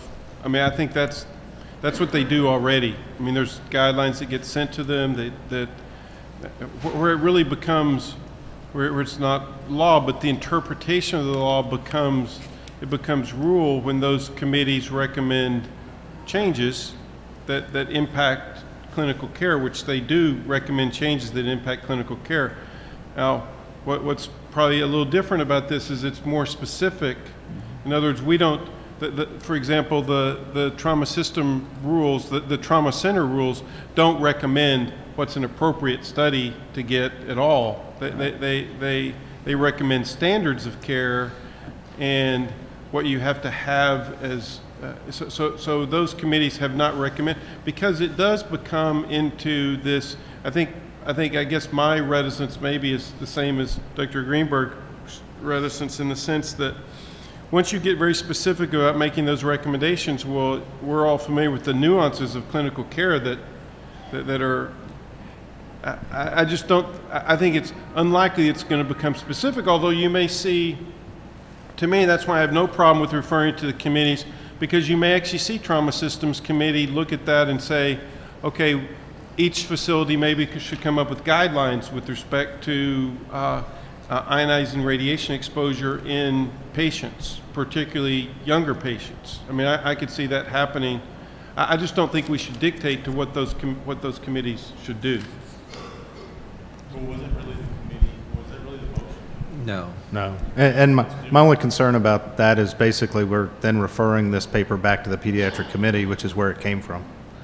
And then we just are stuck in a circle. So I look at this as a message from the pediatric committee to, say, for example, Trauma Systems Committee, or it's really not EMS, because I'm trying to think of, I guess in the future you might have a mobile CAT scanner or something, but I think it's pretty unlikely right now. Agreed. Is that company out there? Yes. I mean, to me, it's the hospitals and the physicians who are practicing. Yes. To clarify, as I understand it, the motion is to push it out of GETAC into another area of the Department of State Health Services. But Dr. Stewart, I think what you're talking about is this actually going back out to the different committees within GETAC. I think it's fine. Well, as I've said, I think it's fine for us to push it to them to consider, which I guess has already happened in a way. Yeah. So am I understanding it correctly that we're just that we're in distant? We are. Wow, I'm hypoglycemic, but all you people out there, I'm not really hypoglycemic. Quick, I won't tell that joke.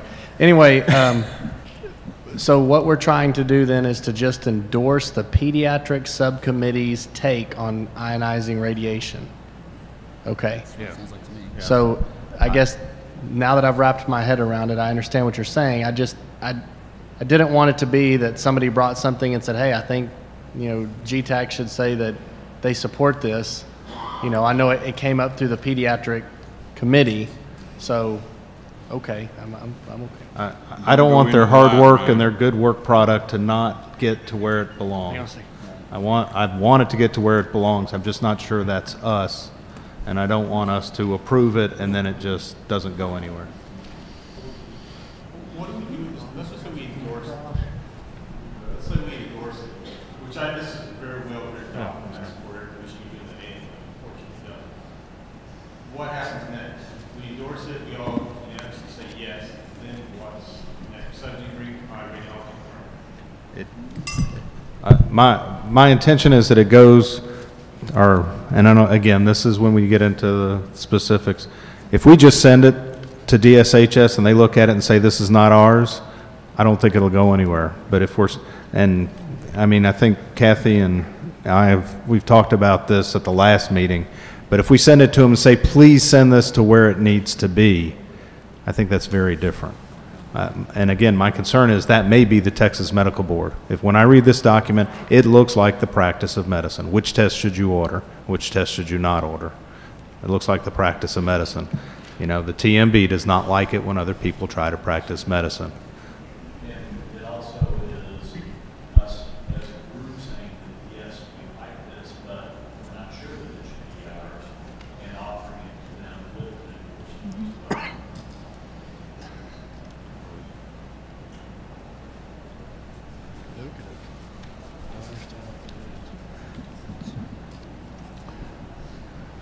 I think I'm getting hypoglycemic too here. Okay. So the motion is actually that this has come up through the committees to the council through the normal process. We're going to send it over to DSHS. They're going to put it, find a home for it. Thank you. Please find a home for it. Okay. We found this lost document. We need you to find a home. Okay. I think we're, all these technical terms are confusing me, but okay, so we'll go ahead and call for the question unless anybody has any other comments. My only other comment would be that I'm sorry to make another comment, but my comment would be that I think Trauma Systems Committee should consider this, and that doesn't really require this council's action, but I think that should be something I think to consider the document for possible rule inclusion. I think that's what we should do from Trauma Systems, and they can look at it, and they're used to dancing around these issues. So it almost sounds like you're proposing you're not proposing an amendment to send it to a new home and put it on the Trauma System Committee agenda for next time, are you? No. Okay. All right, we'll call. I think we can just get with the chair of the Trauma Systems Committee and ask that this be put on the agenda, if that would be okay, Dr. Stewart? Yep. Okay, very good. All those in favor? Aye. All opposed? Okay, motion passes.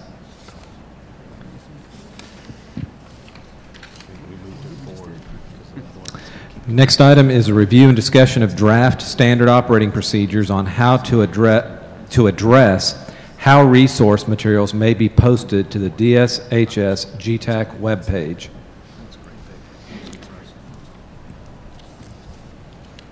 Go ahead. I apologize. I'm not sure you have that in your packet. Do you? I didn't see it. It's not in mine. I don't have it. So it'll have to move I forward, make a motion I we guess, to the table it. next one. Thank you. We will move it forward to rescind my motion. February meeting. Item 7 is review and possible approval of draft recommendations by the GETAC Education Committee for guidelines on transitioning older courses to the 2009 NHTSA National EMS Education Standards. I bet that's yours. If you'll take a look in your packet, you'll find that we had asked last time, it's called Paramedic Refresher and Transition Course. Back in October 2011, DSHS asked us as the Education Committee to take a look at transition, and that is, let me go back for a little background if you weren't here. Starting soon, if you hold your National Registry cert and you want to keep your National Registry cert after you recertify, since there's a curriculum change, there's information that needs to be updated that you have before you recertify. If programs had already taught the new national standard, there had to be some proof that you had done that before National Registry would recertify you. Most programs have already done that, but there was no documentation. So if you've already taught the national standards, when you issue your course completion certificate, you can put in, we've taught the new national standard, boom, National Registry lets them test. If you've been out of school a while and you're recertifying, before you recertify, National Registry wants to make sure that you've had this transition information. So the Education Committee had a subcommittee with Ryan Wilford from Methodist, Brian Erickson from Tarrant County, a couple of others get together. And we actually sent the draft document to DSHS for posting. And what you have in your packet, I think all the Education Committee is looking for, and I hope I use the right term here, is the endorsement that this is not the only way to go. It's not the only one. The last thing we want to do is to tell schools the only way. But we had so many inquiries from people saying, well, what needs to be in there? What do we have to put in there? What needs to be? So what you're looking at, and we have to do all of them, and we took the hardest one first. We took paramedic first because that's the bigger one and that's the longer one. And what you have before you is the Paramedic Refresher plus Transition course. You can do a lot of this with card courses, and we have those listed. We have the refresher course documentation per National Registry, what they want, the candidate's name, the transition course date, the school number, and the following statement: name of candidate has completed a state-approved EMT paramedic to paramedic transition course. Our recommendation, and this is recommendation only, you will see the number of hours for each section in there. This is not a mandated number, it is just a recommended number. We cannot recommend textbooks from this committee, but I will tell you all there are textbooks out there that address transition, and anyone that wants to go look at them. Many of the hours were taken from those folks. So tonight, I think the Education Committee is looking for an endorsement that this is a way to do it, and would love to get GTAC's recommendation and blessing. Second. Motion and a second. Is there any other discussion? Just to clarify for the stakeholders, this is just a recommendation to a program as to how they might transition their courses. Is that correct? Correct. Thank you. Is there any other discussion? All those in favor? Aye. Any opposed? Motion passes. Mr. Chair, let me just add one thing. We will be doing 2 courses tomorrow on paramedic transition courses as part of the conference. From 8:30 to 9:30 and from 10 to 11 in room A7, I believe it is. There'll be members of the GTAC committee. Will be just basically question and answer for transition for those programs that need assistance. Okay, thank you. All right, item 8 we have pushed off until February. How about item 9? You want me to present that? Yes, please. Item 9, and I think you should have it on the computer. Are you looking at me funny? It should be the medical director's position paper about, I think, over education, over students. This was, here's a test of the system. There was consensus and a unanimous approval by the medical director's committee of this paper, although not from everyone that was providing public comment. Quite frankly, the medical director committee, when we came up to put this on the agenda, thought it was a slam dunk, and there was absolutely no question about it. If you would scroll down just to the the position. There are 3 bullets on this document.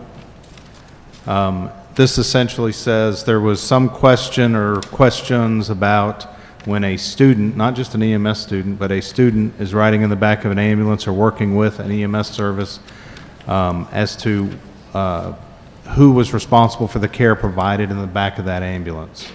If the educational institutions have a medical director for their paramedic and EMT programs, and they are responsible for the education, it was unanimously felt by the medical directors, and I think, quite frankly, every medical director I've talked to, that whatever happens in the back of the box is our problem and our authority and our responsibility.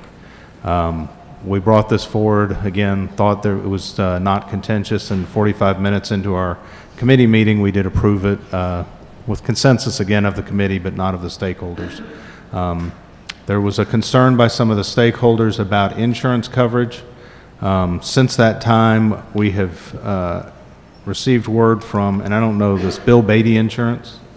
Is that, that's the insurance company? Received an email from the Bill Beatty Insurance, said that, and I'll read some of it. The policy covers students who are participating in a required activity that is part of the curriculum. It does not matter who is authorizing the treatment. If there was a lawsuit, the policy covers the student, faculty, program medical director, and school. It does not extend coverage to an authorizing physician. They are assuming that the clinic, hospital, or service will have coverage that covers those agencies and institutions. And the policy is not different from other schools. So I hope that addresses the concern of somebody who said their insurance didn't cover them. And if they have an insurance policy that doesn't cover them, I think they need a new insurance policy. So I present forward for discussion and hopeful approval by GETAC of the 3 bullet points that are displayed. If you would like me to read them, I will, sir. Yeah, please go ahead and read them. Okay, that means I have to pull them up here. So number 1, while functioning within an EMS system, thank you. While functioning within an EMS system, all practicing providers and students fall under the authority of the EMS system medical director. Number 2, the affiliation agreement between an EMS system and a training program should reflect the authority of the EMS medical director for all care provided. And then number 3, DSHS should add a requirement to program approval regulations that requires the EMS system medical director's approval on any affiliation agreements between EMS systems and training programs. The biggest reason for the last one is because we do think that there are EMS medical directors out there that don't know that they have students on their trucks. And they need to know about that, and they need to know they're responsible for their care. So I submit this for discussion and approval. I'll make a motion for approval. Second. There's a motion and a second. Any further discussion? I have a couple of questions. From purely a grammatical sense, is the exchange of the word system from provider purposeful?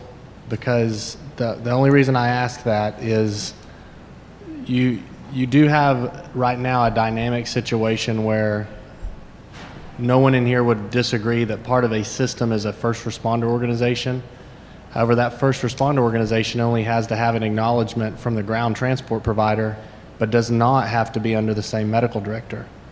So in essence, would this serve to potentially put some heat on that relationship in that the number one says all practicing providers, and a first responder could certainly be considered practicing, they're certified whether they're part of a registered FRO or not. So that's why I ask, is system purposefully interchanged, and if it is, does that not put us into a little bit of a rules conflict?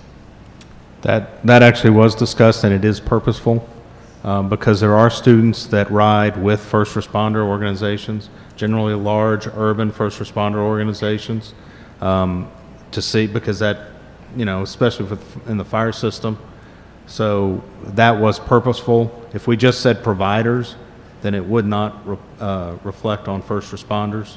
So we very much want to make sure that if a student is with a first responding organization, they are still under the appropriate protocols, under the appropriate physician.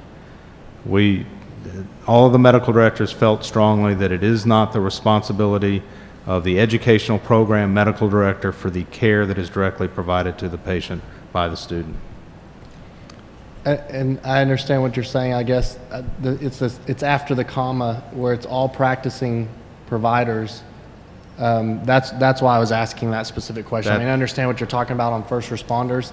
What I'm saying is that it would almost appear that while trying to bring the students under the direction of the EMS systems medical director, you're also dragging some people who are statutorily not required to be under that umbrella. The other people that are sometimes on the truck that we are trying to catch are like nursing students and other students, because it's not just EMS students. So that actually was purposeful.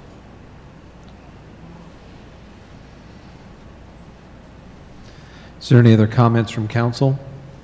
Did Maxie or Brett or somebody, am I making any sense at all with what I'm asking? Yeah, but it's a position page. We know what we can and cannot do. So Okay. I think I saw some folks working their way, so if it's okay with council, I will open it for public comment.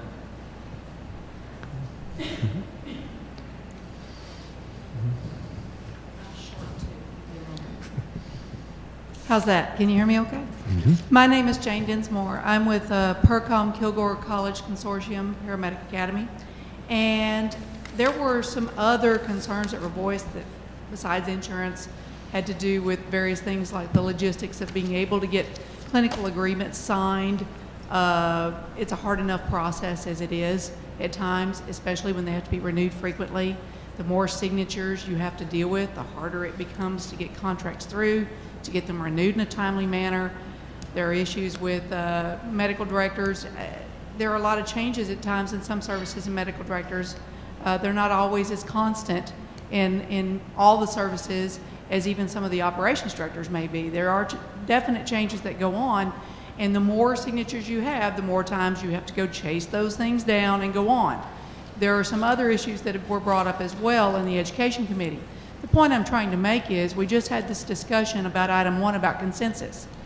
This particular rule, while we all understand where you're going with this, and we're not arguing the point that there could be some liability issues, although I have talked to some other attorneys who are paramedics and some who are physicians who said it would be very difficult to prove proximate cause, but once you put a medical director signature on that contract, it's a slam dunk, and now you absolutely will get sued along with everyone else, there's no question. But regardless of that, there are a lot of other issues and other stakeholder groups that are affected, the EMS committee and the education committee specifically.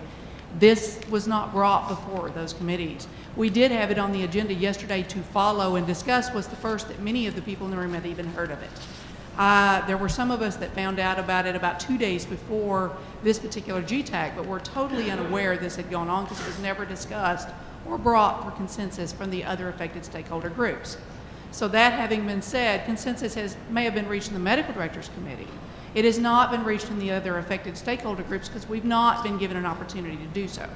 So I would respectfully ask that because of the ramifications of this paper, that it needs to be discussed in those groups. We need to come to consensus so there is not that controversy between those other groups and the Medical Directors Committee, which right now, members, that some of the people voiced they felt like they'd been shut down and ignored. And so I would respectfully request that this go back to those committees for discussion at the next committee meetings so that we can reach a consensus, all come together on this, decide what's best for all of us, and then bring it back and go forward with it. And which committees are you recommending it go back to? Education and potentially the EMS committee, because the providers are affected as well, because the medical directors have a contracted position with their provider agencies as well. So to me, they also have a voice in what that discussion is that goes on between them and the contracted medical directors and their organizations as well. Okay, thank you. Thank you. Any other public comment? Good evening. I'm Dr. Sharon Malone, and I'm speaking to you this evening as an EMS medical director and also as a medical director for teaching institutions. I really want to encourage you to vote yes on this particular paper. The reason I'm asking you to do this is because there are medical directors across the state of Texas that DSHS cannot find. These medical directors are accountable to the patients, the citizens of the state of Texas. That's what we're here for ultimately, the patients and our citizens of Texas. So if the medical director is the medical director for a training institution, or if the medical director is a medical director for a service, that medical director should be aware, and recognizing that by signature is not too much to ask. Thank you for your time. Thank you, Doctor. Any other public comment?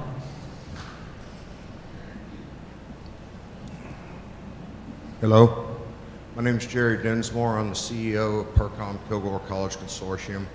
I spoke at both the Medical Directors Committee and the EMS Committee on this issue, and I'm not going to rehash everything. It's been pretty much said.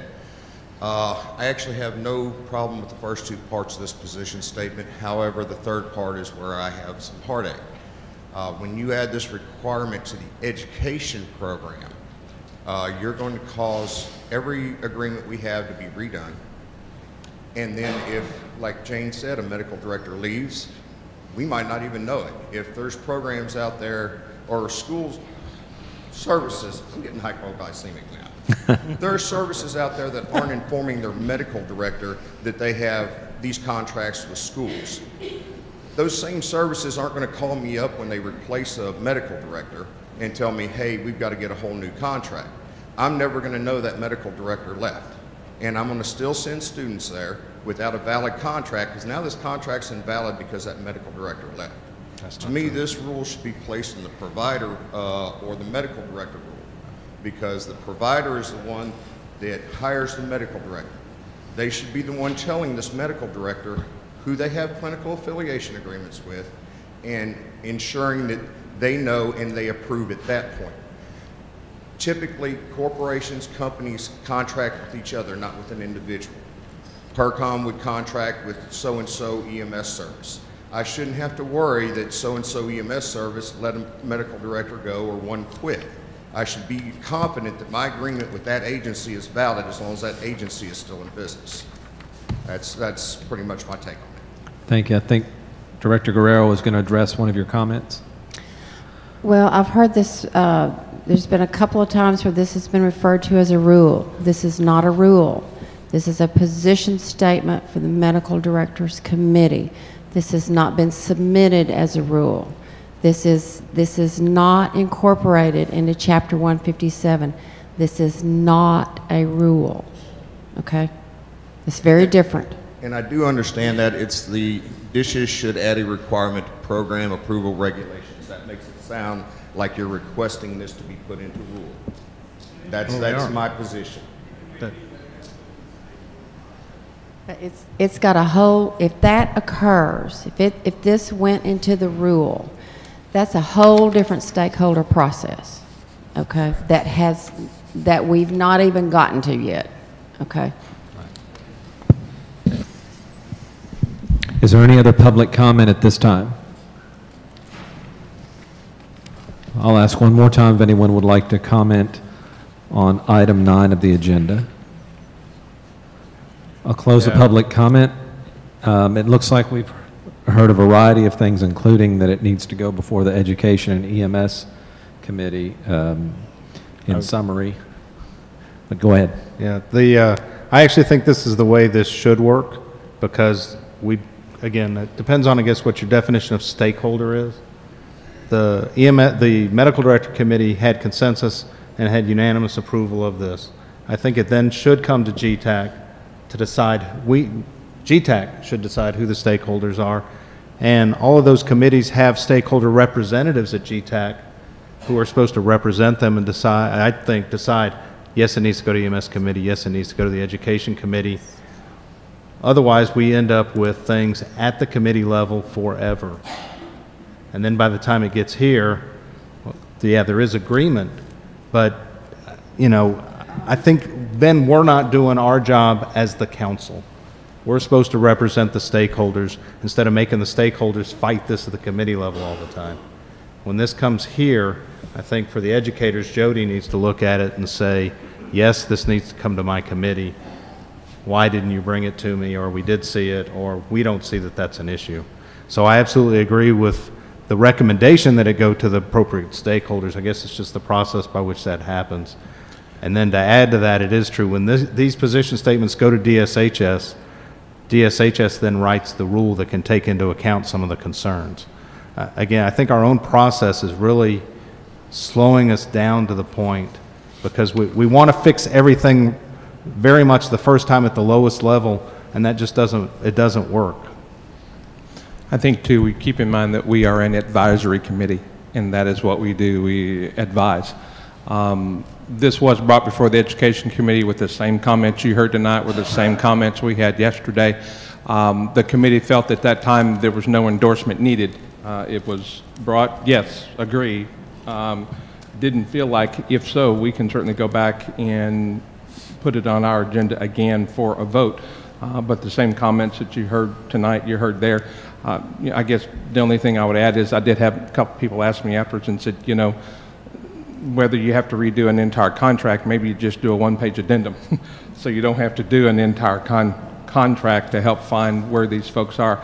I don't think anyone wanted it to be onerous, but the consensus of the committee was that if whatever we can do to help further education and to make sure that we are reducing the amount of liability, because basically we're just talking knowledge. You, the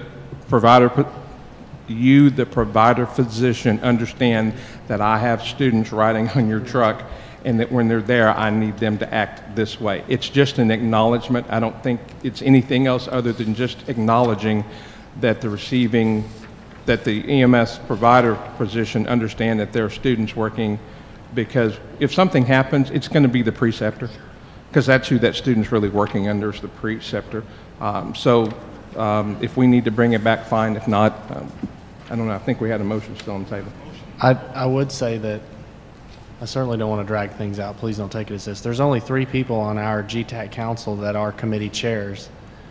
It used to be more, but it's not anymore. It's not that way anymore. So out of the 15 GETAC council, 15, is that correct? That's correct. There's only 3 committee chairs on here. So again, that's difficult to say that somebody here can affect that.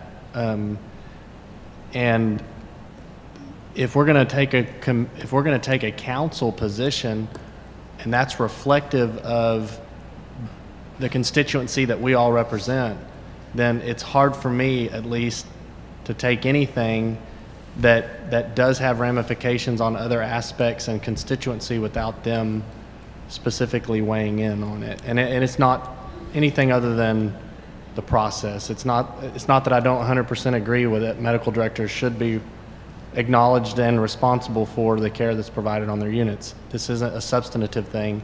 It's a thing just like what we talked about, where we really need to put it back out there if it does have a potential impact on the providers. And believe me, from a provider standpoint, I gotta add to the last person who spoke and said, well, I think it needs to be the education, because I mean the EMS committee, it absolutely needs to go to the EMS committee, because it fundamentally may change whether or not somebody will be allowed to have students on their truck. And in a private provider standpoint, insurance companies want to know whether you're going to have students on your truck when they do a risk assessment to rate your insurance. So it means significant monetary differences whether you have students or you don't, for private providers at least.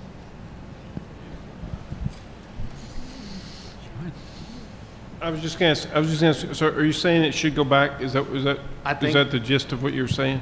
Yeah, I feel like it should, but I'm one vote. And I agree with. I think that is the role. That's the way. Again, what I'm saying is, I think that's the way this should work. Is that if it comes to council and council thinks somebody else needs to look at it, it needs to go that way. I believe what can happen is the motion can be withdrawn, and then the chair can assign this to be discussed at the. Remove the second, remove the motion, and then we can just assign it if that's council's preference. Yes, no? We're not. Again, the intent is not to cut anyone out, but the intent is to not let things languish in a committee for an extended period of time, come to the council, and then be sent back out. I wouldn't send it back to medical directors unless it gets changed by somebody else. Okay, so are you saying we should be sending it back out to the committees, or are you saying it's already been vetted? I think if that's the will of this council to send it to another committee, I think that's appropriate. Okay. I think that's the role of the council. Right. But at the same time, if the members of the council thinks it's fine as is and want to approve it, that's also appropriate. We have a motion on the floor, so we either have to vote on it or it has to be withdrawn so that we can reassign this to the other committees. If the chairman of the Education Committee will withdraw his second, I'll withdraw my motion. I think you have to withdraw your motion before I can withdraw my second. It's done. I'm about to withdraw both of you. It's withdrawn. I just didn't want to leave you hanging, Jody. So moved.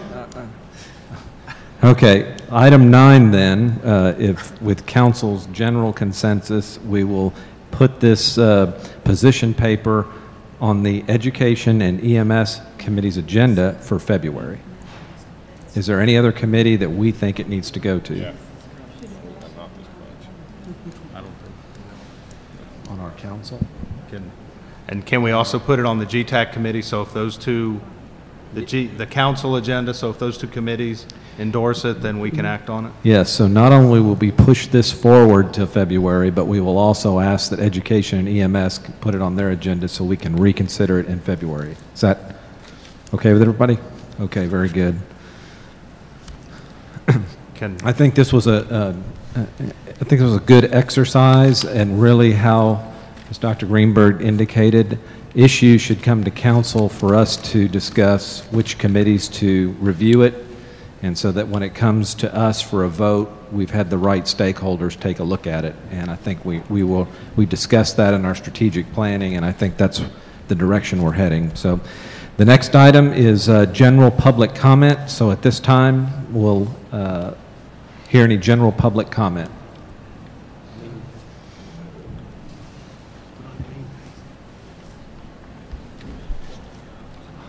It's me again, Jane Dinsmore. I just wanted to thank you for that. That kind of tied into our discussion with item 1, that Dudley and Eric, and that showed that you're listening. That's what we need to hear, is that you're listening to us, that we do have a voice. So thank you. Thank you for that comment. I'm still open for general public comments at this time.